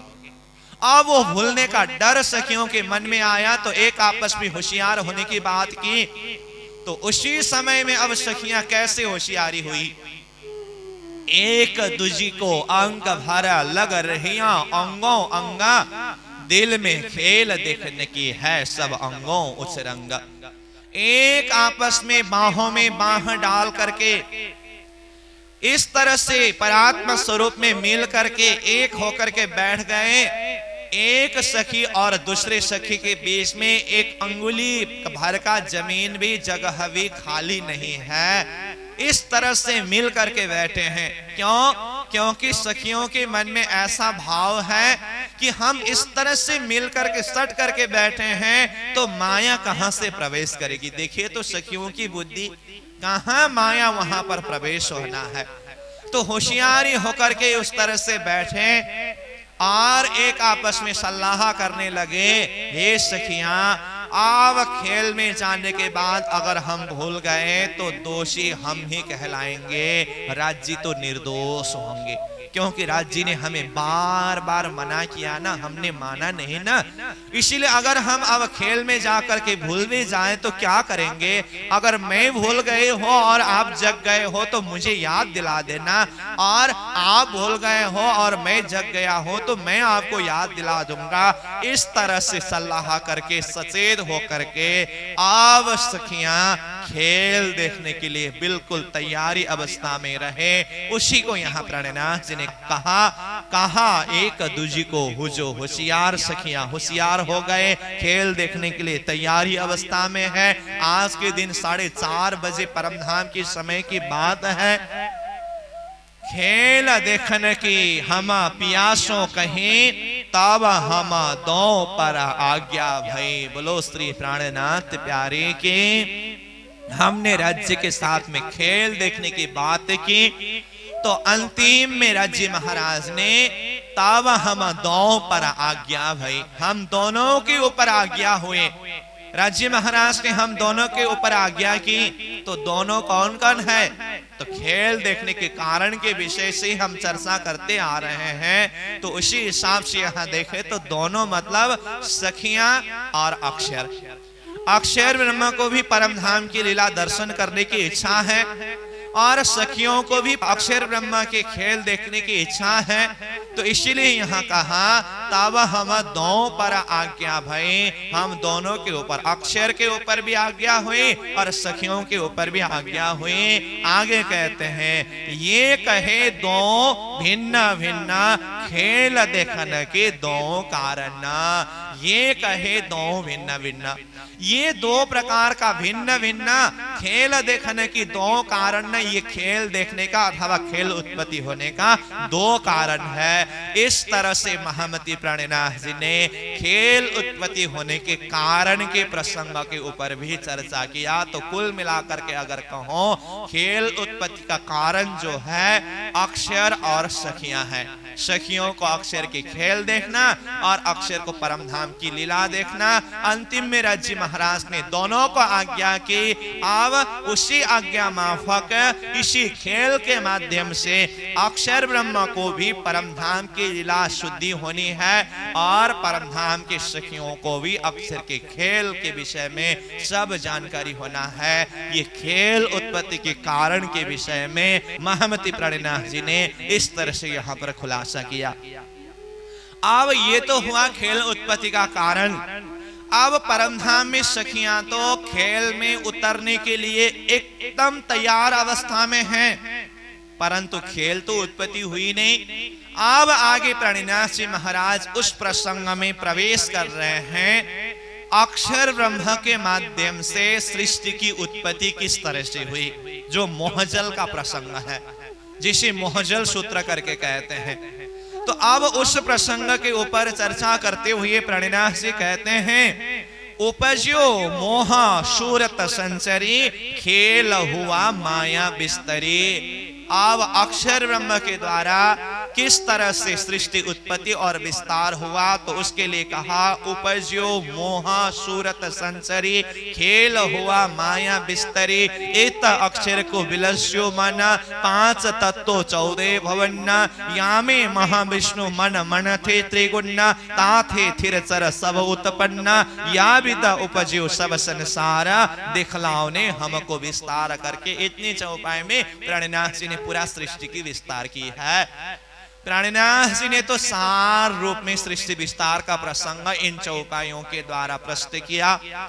तो अब अक्षर के द्वारा किस तरह से सृष्टि उत्पत्ति हुई, मोह तत्व अहंकार किस तरह से उत्पत्ति हुए, अक्षर का मन किस तरह से विलस गए अथवा भ्रमित हो गए। तो एक तरफ 4:30 बजे के समय में परमधाम की सखियां मूल मिलावा के बैठक में खेल में उतरने की तैयारी अवस्था में है। दूसरी तरफ अब 4:30 का समय ही अक्षर ब्रह्म भी प्रातःकालीन समय से ही अक्षरधाम में बैठ करके वही बात को अपने दिल दिमाग में चिंतन में ला रहे हैं जो सुबह के समय में परमधाम में अनंत आत्माओं को देखा था। वो आत्माएं कौन हैं, क्या लीला करते हैं, वो लीला दर्शन करने को मिलते। तो ऐसी सोच बनाते बनाते समय निकल रहा है। जब 4:30 बजे का समय हुआ, अक्षरातीत पूर्ण ब्रह्म परमात्मा ने अब अक्षर ब्रह्म के ऊपर ऐसे एक फरामोशी का पर्दा डाल दिया जिसके माध्यम से अब अक्षर के द्वारा अब सृष्टि उत्पत्ति होना है। जो प्रसंग सृष्टि उत्पत्ति का प्रसंग है, अब तक अक्षर ब्रह्म के द्वारा जो भी सृष्टि उत्पत्ति विस्तार हुए वो अक्षर के जागृत की कल्पना में अनंत ब्रह्मांड बनना और मिटना, ये लीला के विषय में पहले चर्चा हुई। परंतु अब जिस सृष्टि के विषय में बात होने जा रही है ना, वो जागृत की कल्पना की बात नहीं है और अक्षर की स्वतः प्रकृति उनकी इच्छा के आधार पर सृष्टि की उत्पत्ति हुई, ऐसी बात नहीं है। ये सृष्टि के लिए तो रिमोट अक्षराते श्रीराज जी के हाथ में है। श्रीराज जी महाराज ने अक्षर ब्रह्म के ऊपर ऐसा एक फरामोशी का पर्दा डाला जिसके ऊपर चर्चा करते हुए प्राणनाथ जी ने कहा वो फरामोशी की पर्दा जो अक्षरातीत ने अक्षर के ऊपर डाला तो वो कैसा है। मोह अज्ञान भरमना कर्म काल और शून्य, ये नाम सारे नीद के निराकार निर्गुण। 9 प्रकार के गुण से युक्त वो फरामोशी का पर्दा अक्षर ब्रह्म के ऊपर डालने पर अक्षर ब्रह्म भ्रमित हो गए। अक्षर ब्रह्म भ्रमित होकर के अब वो सपना में चला गया। सपना में जाकर के अक्षर ने अपने आप को सपना का स्वरूप में पाया। उसी स्वरूप का नाम ही क्षार पुरुष है, उन्हें ही आदि नारायण करके कहते हैं। बोलो श्री प्राणनाथ प्यारे की।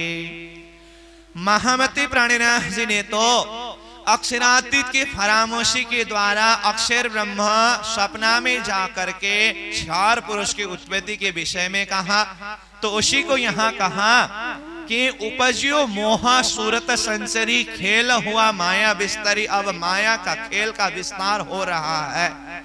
अक्षर ब्रह्म के ऊपर वो ब्रह्म रूपी नींद खड़ा होने के विषय में शास्त्र ने भी प्रमाणित किया है।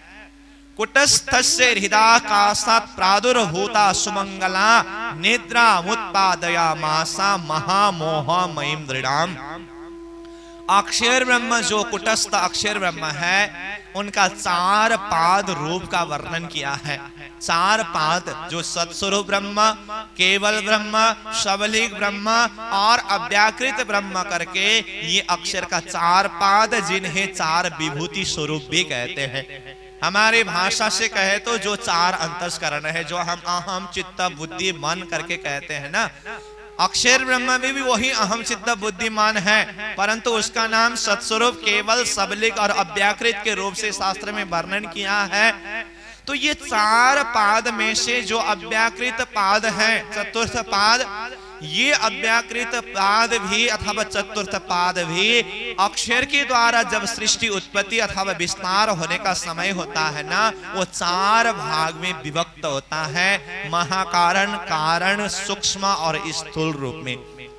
इस तरह से अव्याकृत में जो 4 पाद अथवा 4 भाग है, उसमें अव्याकृत के महाकारण मंडल में देखें तो वहां पर भी फिर 4 भाग हैं, शुद्ध महाकारण, शुद्ध कारण, शुद्ध सूक्ष्म और शुद्ध स्थूल।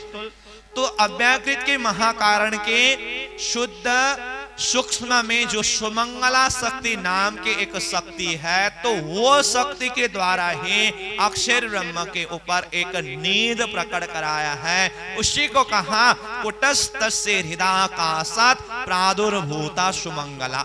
सुमंगला शक्ति के द्वारा अक्षर ब्रह्म को नींद प्रकट कराया और उसी नींद के द्वारा भ्रमित होकर के सपना में चला गया और फिर सपना का रूप क्षार पुरुष की उत्पत्ति हुई। इस विषय में शास्त्र ने भी प्रमाणित किया है। तो ये सृष्टि उत्पत्ति का जो प्रसंग है अव्याकृत पुरुष के द्वारा अथवा अक्षर पुरुष के चतुर्थ पाद के द्वारा है। इसलिए वेद में कहा है यथा वानस्य महिमा तो जायांश पुरुषः पादस्य विश्वभूतानि त्रिपादस्यामृतम दिवि। अक्षर ब्रह्म का जो 4 पाद है उसमें से चतुर्थ पाद पादस्य विश्वभूतानि, अव्याकृत जो चतुर्थ पाद के द्वारा विश्वभूतानि विश्व की उत्पत्ति हुए हैं। त्रिपादस्यामृतम दिवि, 3 पाद सबलिक केवल और सत्स्वरूप जो अमृत के समान है, जिसको सृष्टि के साथ में कोई संबंध नहीं है।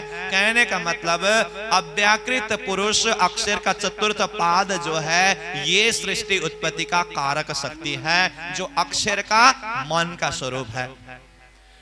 अव्याकृत के 4 भाग में जो महाकारण मंडल में सुमंगला नामक शक्ति के द्वारा अक्षर को भ्रम रूपी नींद तो प्रकट कराया, परंतु जब अक्षर भ्रमित होकर के सपना में जाते समय कौन सी शक्ति सपना में प्रवेश होता है, तो अक्षर के मन अव्याकृत, अव्याकृत का जो चतुर्थ भाग स्थूल, वहां पर जो प्रणव ब्रह्म का स्थान है, वो प्रणव ब्रह्म में भी पार प्रणव और अपर प्रणव करके 2 स्थान है।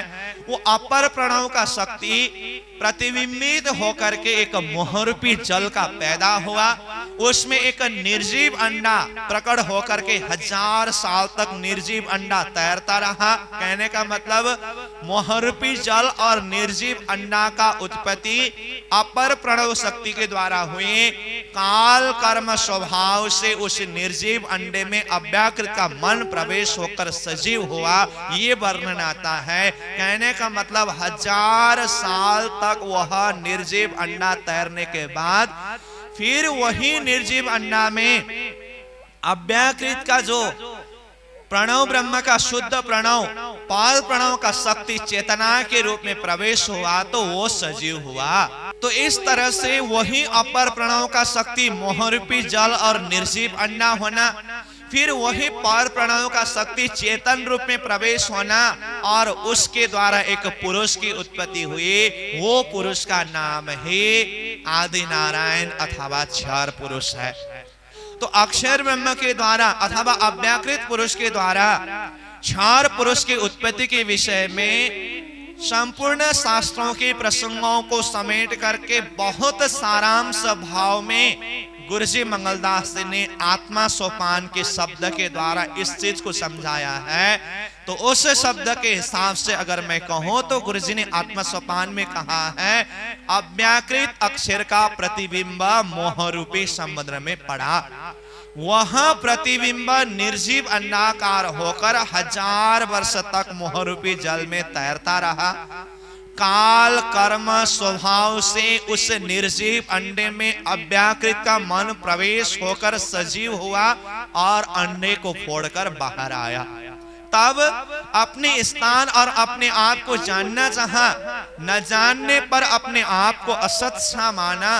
तब नार अव्याकृत से पैदा नार मोहरूपी जल में आयन घर बनाया, तब नारायण नाम हुआ।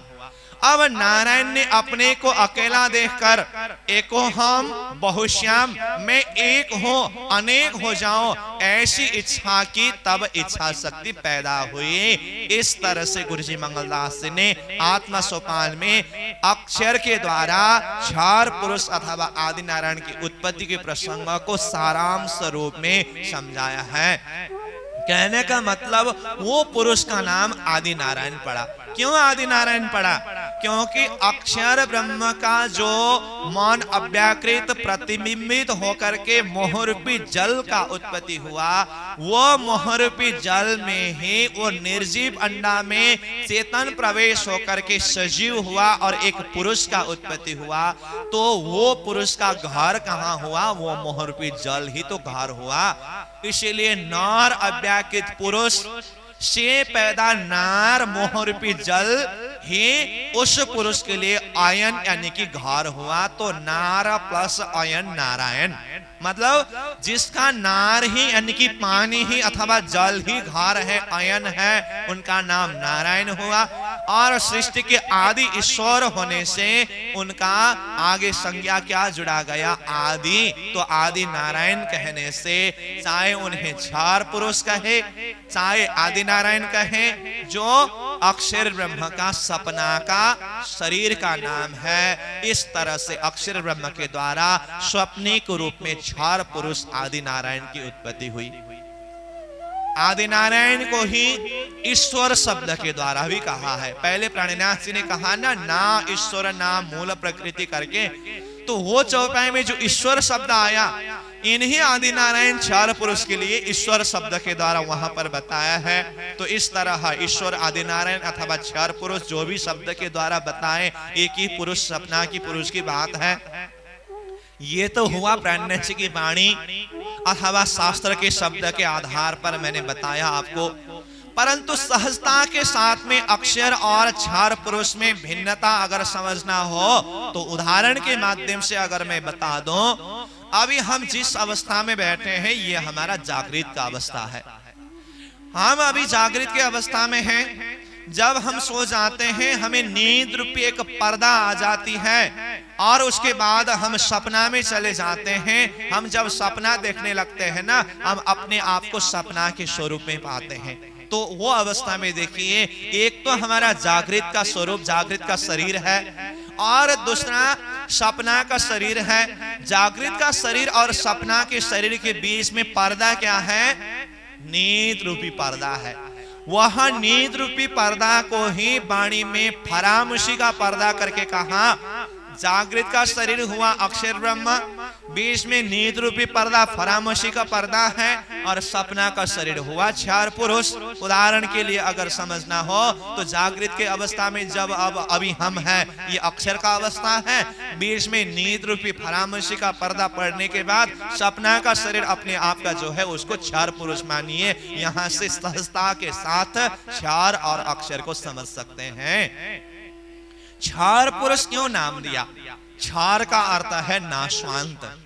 वो नाशवांत पुरुष है क्योंकि सपना के अंदर उत्पत्ति होने से सपना तो क्षणिक है, वो कोई भी समय में मिट सकता है। इसलिए गीता ने जिसको क्षार सर्वाणी भूतानी करके कहा, क्षार पुरुष नाशवांत है, इसीलिए कहा जो भी हो अक्षर ब्रह्म के द्वारा इस तरह से क्षार पुरुष की उत्पत्ति हुई।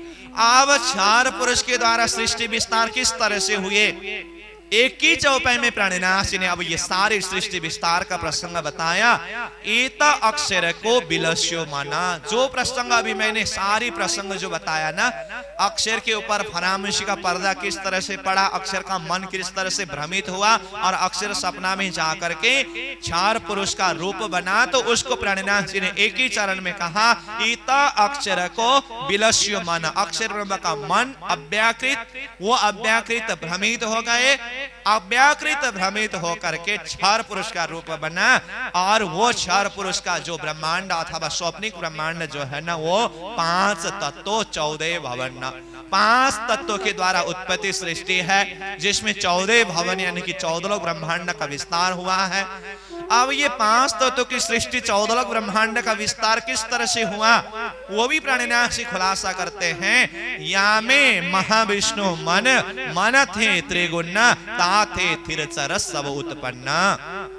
तो ये चरण के द्वारा प्राणिनाथ जी कहते हैं यामे यानी कि अभी जो हम सपना के विषय में बात कर रहे हैं, नेत्र रूपी पर्दा, फरामुशी का पर्दा, अज्ञान रूपी पर्दा के विषय में जो बता रहे हैं, इसको प्राणिनाथ जी ने यहाँ यामे शब्द के द्वारा बताया। यामे यानी कि ये नेत्र रूपी पर्दा, मोह शून्य मंडल के अंदर, स्वप्निक पर्दा के अंदर महाविष्णु, महाविष्णु वैसे देखा जाए तो महाविष्णु की अवस्था अक्षर ब्रह्म ने अपने जागृत अवस्था को भूला हुआ और सपना में चार पुरुष का रूप खड़ा नहीं हुआ। बीच में जो एक भ्रमित अवस्था है उस अवस्था का नाम महाविष्णु अवस्था है।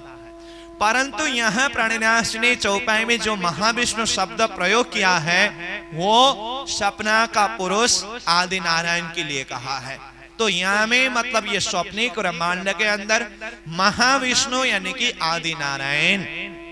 अब आगे क्या कहा, यहाँ में महाविष्णु मन, आदि नारायण के मन के द्वारा किसकी उत्पत्ति है, शेष नारायण की उत्पत्ति है। जो 14 लोक ब्रह्मांड में सबसे नीचे पाताल का लोक है। पाताल लोक में गर्भोदक समुद्र, गर्भोदक समुद्र के ऊपर कछुआ है, कछुआ के पीठ के ऊपर शेष नाग पलंग कल्पित करके बैठे हुए हैं और उस शेष नाग रूपी पलंग में जो शेष नारायण भगवान सो रहे हैं। शेष नारायण कौन है, आदि नारायण का मन का स्वरूप है, जिसको प्राणिनाथ जी ने कहा यहाँ में महाविष्णु मन यानी कि आदि नारायण का मन शेष नारायण। आगे कहते हैं मन थे त्रिगुण, मन के द्वारा त्रिगुण की उत्पत्ति हुई है। तो मन कौन है, पहले ही कहा हमने मन का स्वरूप शेष नारायण है। तो मन थे मतलब शेष नारायण से, त्रिगुण मतलब त्रिगुण कहने से सतगुण रजगुण और तमगुण जिसको त्रिगुण कहते हैं। ये त्रिगुण सतगुण रजगुण तमगुण का स्वरूप कौन है, सतगुण का स्वरूप है विष्णु, रजगुण का स्वरूप है ब्रह्मा जी, तमगुण का स्वरूप है महेश। तो त्रिगुण कहने का मतलब त्रिदेव ब्रह्मा विष्णु महेश। मतलब क्या हुआ, शेष नारायण के द्वारा ब्रह्मा विष्णु महेश की उत्पत्ति हुई है। ब्रह्मा विष्णु महेश का स्थान कहाँ है, 14 लोक ब्रह्मांड के सबसे ऊपर का लोक सतलोक है ना, सतलोक में ब्रह्मा विष्णु महेश का स्थान है। तो ब्रह्मा विष्णु महेश की उत्पत्ति कहाँ से हुई, मन थे त्रिगुण, यानी कि आदि नारायण का मन शेष नारायण के द्वारा, शेष नारायण के मन से त्रिगुण यानी कि त्रिदेव ब्रह्मा विष्णु महेश की उत्पत्ति हुई, मन थे त्रिगुण। और आगे कहते हैं ताथे थीर चर सब उत्पन्न, ताथे यानी कि ये त्रिगुण से त्रिदेव से ब्रह्मा विष्णु महेश से आगे अब 14 लोक ब्रह्मांड सृष्टि विस्तार हुई। तो कहते हैं थीर चर सब उत्पन्न। तो थीर चर सब के अंदर क्या आया, 14 लोक ब्रह्मांड के अंदर आज हम जो कुछ भी देखते हैं ना, बैराट की विषय है ये, बैराट को हम अच्छी तरह से अध्ययन करते हैं ना, तो ये सारी बात उसके अंदर हम समझ सकते हैं। अभी तो हम वाणी चर्चा के प्रसंग में चौपाई का कुछ सारांश भाव और उसका लोकेशन समझने की कोशिश कर रहे हैं। तो इसी चीज को हम विराट को जब हम अध्ययन करते हैं तो एक एक लोक में कहां कहां कौन कौन रहते हैं और कौन कौन लोक का विस्तार कितने हैं, क्या कुछ है, ये सारी चीज हम वहां से समझ सकते हैं। तो यहाँ प्राणिनाथ जी ने कहा ताथे थीर चर सब उत्पन्न, जो सब शब्द है 14 लोक ब्रह्मांड के अंदर जो कुछ भी है ये सब शब्द के अंदर सब कुछ समाया गया है, जिसकी उत्पत्ति कहां से हुई, त्रिदेव के द्वारा। त्रिदेव का भी अलग अलग कार्य है। ब्रह्मा जी का कार्य है उत्पत्ति करना, भगवान विष्णु का कार्य है पालन करना और महादेव जी का कार्य है संहार करना। तो ये त्रिदेव के द्वारा इस सृष्टि की उत्पत्ति हुई है। इस तरह से प्राणिनाथ जी महाराज ने एक ही चौपाई के द्वारा अक्षर ब्रह्म किस तरह से भ्रमित होकर के 4 पुरुष बने, 4 पुरुष के मन से शेष नारायण की उत्पत्ति, शेष नारायण के मन से ब्रह्मा विष्णु महेश त्रिदेव की उत्पत्ति और ब्रह्मा विष्णु महेश के द्वारा ये सारा 14 लोक ब्रह्मांड सृष्टि किस तरह से विस्तार हुए, एक ही चौपाई में प्राणिनाथ जी ने सब चीज का खुलासा किया। तो इस तरह से सृष्टि विस्तार हुई। तो 14 लोक ब्रह्मांड के विषय में अगर देखें तो ये 14 लोक ब्रह्मांड भगवान आदि नारायण का स्थूल शरीर अंतर्गत पड़ता है। तो ये 4 ब्रह्मांड के अंदर देखें तो स्वयं आदि नारायण जो महाकारण मंडल में है, उनकी जो इच्छा शक्ति है वो कारण मंडल में है, वो इच्छा शक्ति के द्वारा जो मोह तत्व की उत्पत्ति हुई है वो सूक्ष्म शरीर के अंदर है।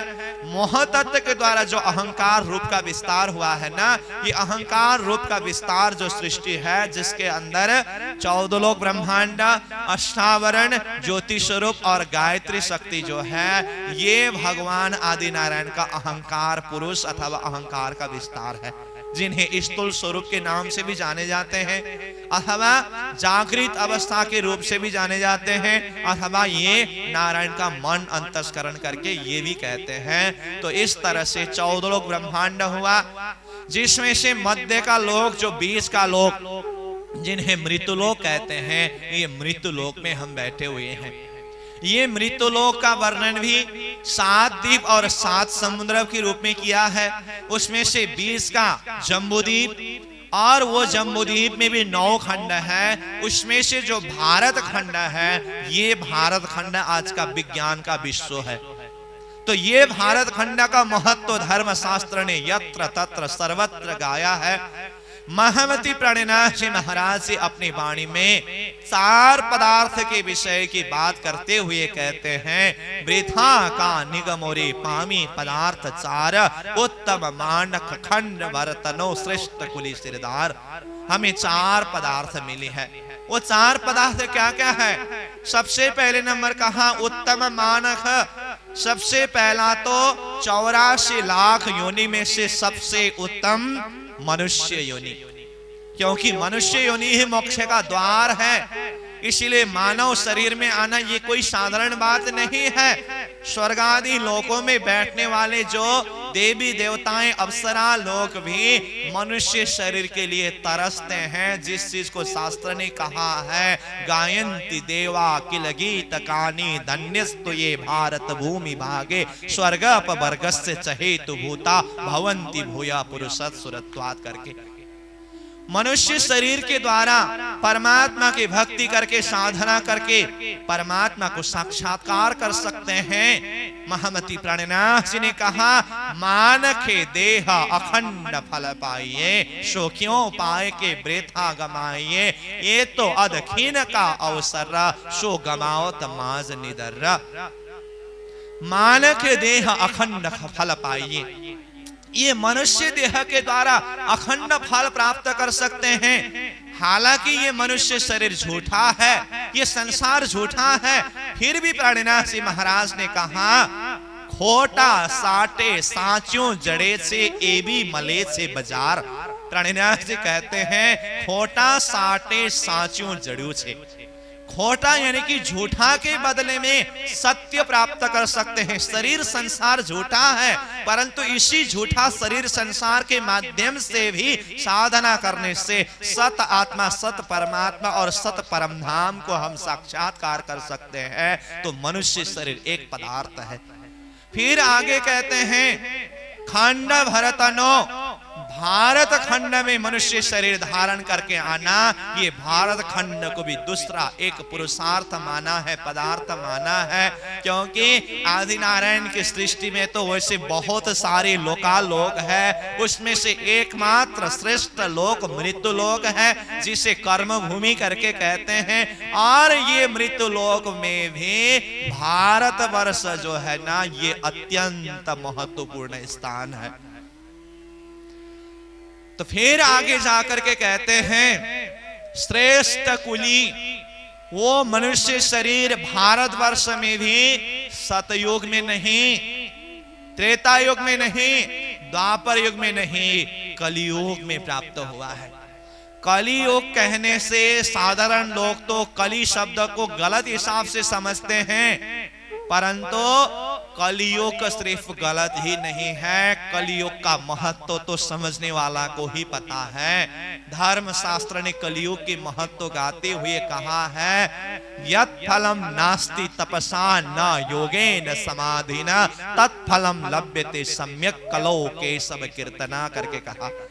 जितने फल सत त्रेता द्वापर युग में अनेकों साल तक यज्ञ आदि कर्म साधना करने से, तप करने से जो फल प्राप्त नहीं कर सकते थे, कलियुग में सिर्फ केशव श्री कृष्ण की कीर्तन करने से, नाम स्मरण करने से वह परम फल प्राप्त कर सकते हैं। इसीलिए कलियुग का बहुत भारी महिमा गाया है।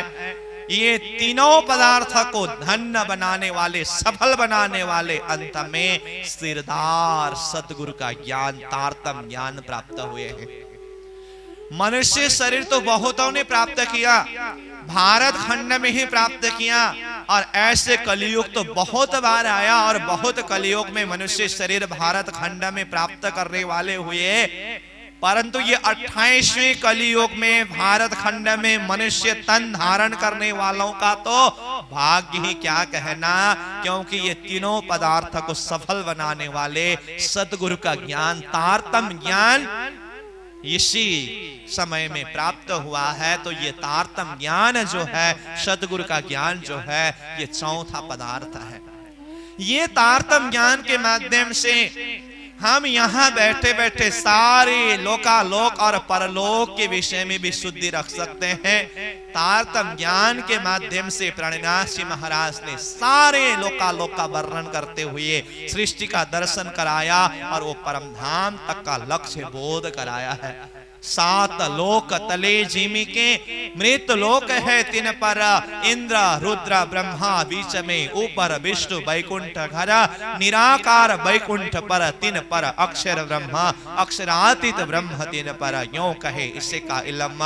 इस तरह से प्राणनाथ जी ने सदगुरु के ज्ञान, तारतम ज्ञान के माध्यम से ये लोकालोक का दर्शन कराते हुए परम धाम तक का लक्ष्य देते हुए कहा, मृत्युलोक से नीचे 7 पाताल लोक है, फिर 7 पाताल लोक के ऊपर ये मृत्युलोक अवस्थित है, यहाँ से ऊपर स्वर्ग लोक, फिर बैकुंठ लोक, ये सारे लोकालोक है जहाँ इंद्र का लोक, ब्रह्मा विष्णु महेश का लोक है। फिर बैकुंठ लोक से भी परे निराकार ब्रह्म का धाम है, जिसे पंचमी क्षार समष्टि वो भी कहते हैं, और वहां से पार फिर बेहद का भूमि होते हुए अक्षर ब्रह्म का धाम है। अक्षर पार फिर अक्षर ब्रह्म के धाम से भी परे अक्षरातीत ब्रह्म, अक्षरातीत ब्रह्म का लक्ष्य प्रदान किया है। इस तरह से तारतम के माध्यम से संपूर्ण सृष्टि का दर्शन कराया। तो ये तारतम का महत्व है, ये तारतम का प्रकाश है।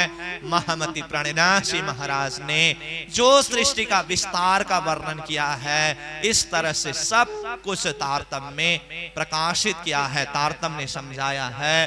तो यहाँ पर इस तरह प्राणनाथ जी महाराज ने यामे महाविष्णु मण मण थे, त्रिगुण थे, थिरचर सब उत्पन्न करके 4 ब्रह्मांड के विस्तार के विषय में अथवा सृष्टि विस्तार के विषय में समझाया।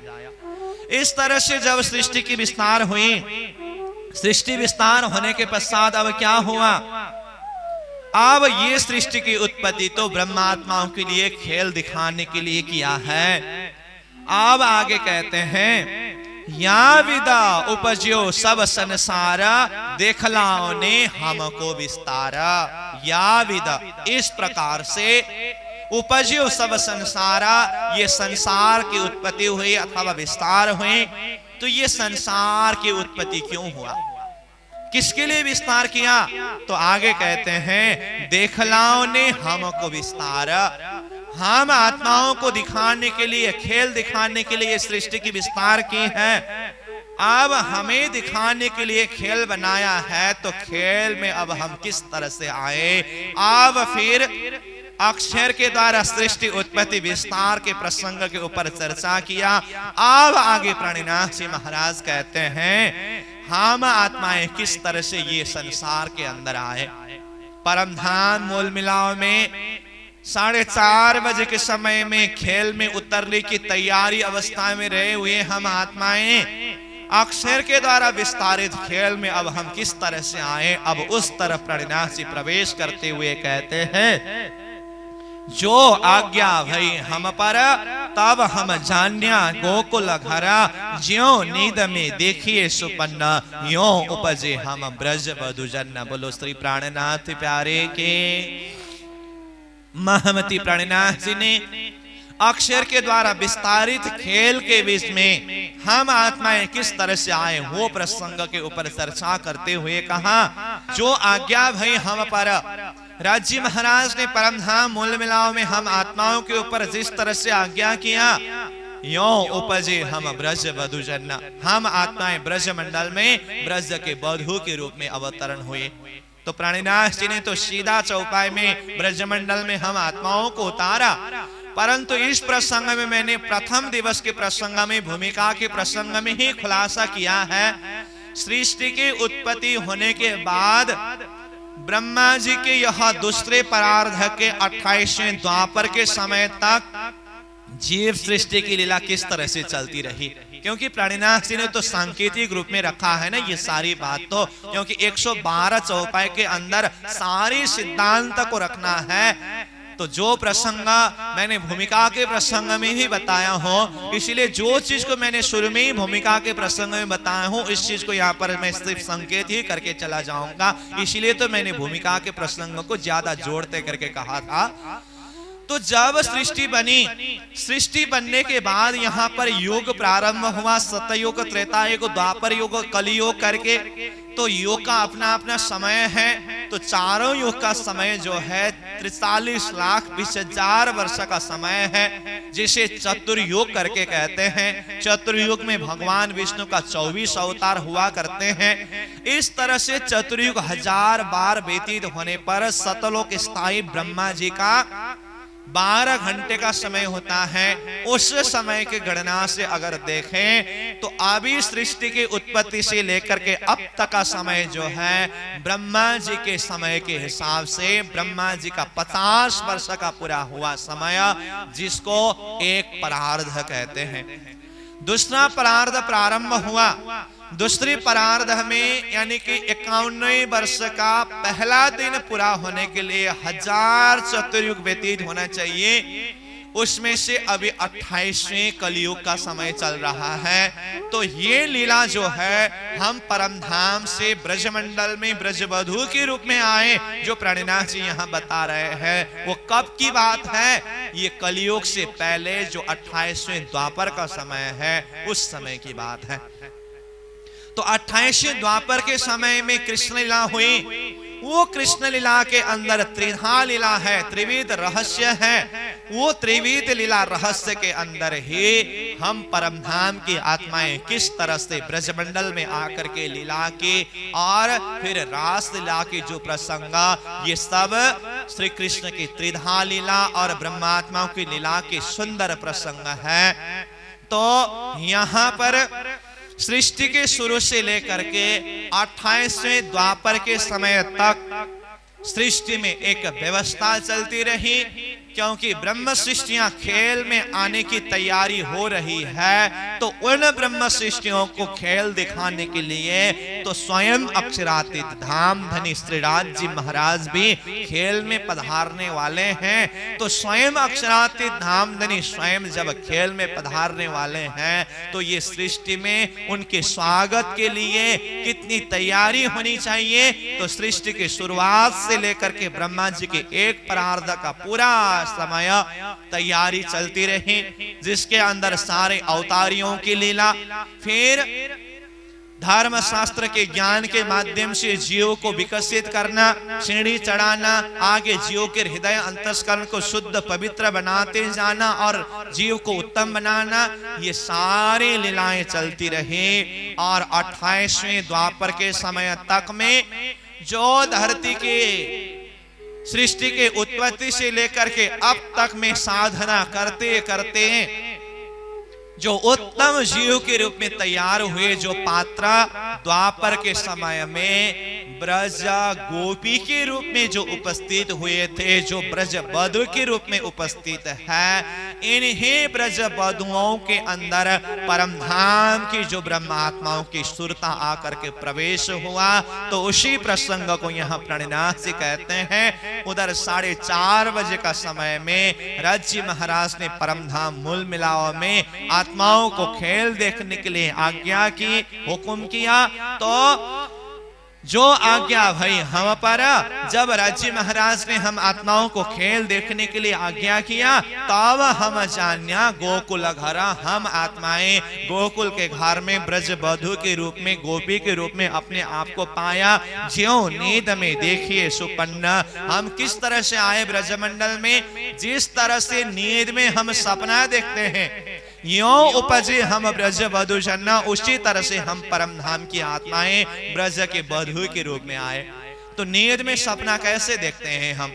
जागृत का शरीर तो जागृत के पलंग में रहते हैं, और सुरता रूप अथवा उसका कुछ सूक्ष्म चेतना सपना में जाकर के सपना का अनुभव कर लेते हैं। उसी तरह से आत्माओं की जो परम धाम का परात्मा स्वरूप तो मूल मिलावा के बैठक में है, वहां पर फरामोशी की पर्दा पड़ने पर सुरता रूप यहाँ स्वप्निक शरीर में आकर के ब्रजवधु के रूप में आकर अब खेल देखने के लिए उपस्थित है। तो उसी को यहाँ कहा, जिस तरह से नींद में सपना देखते हैं, यों उपजे हम ब्रज बधु जन्ना, उसी तरह से हम आत्माएं ब्रज के बधु के रूप में आए। फिर आगे कहते हैं, उपजत ही मन आशा घनी, हम कब मिल से अपने धनी।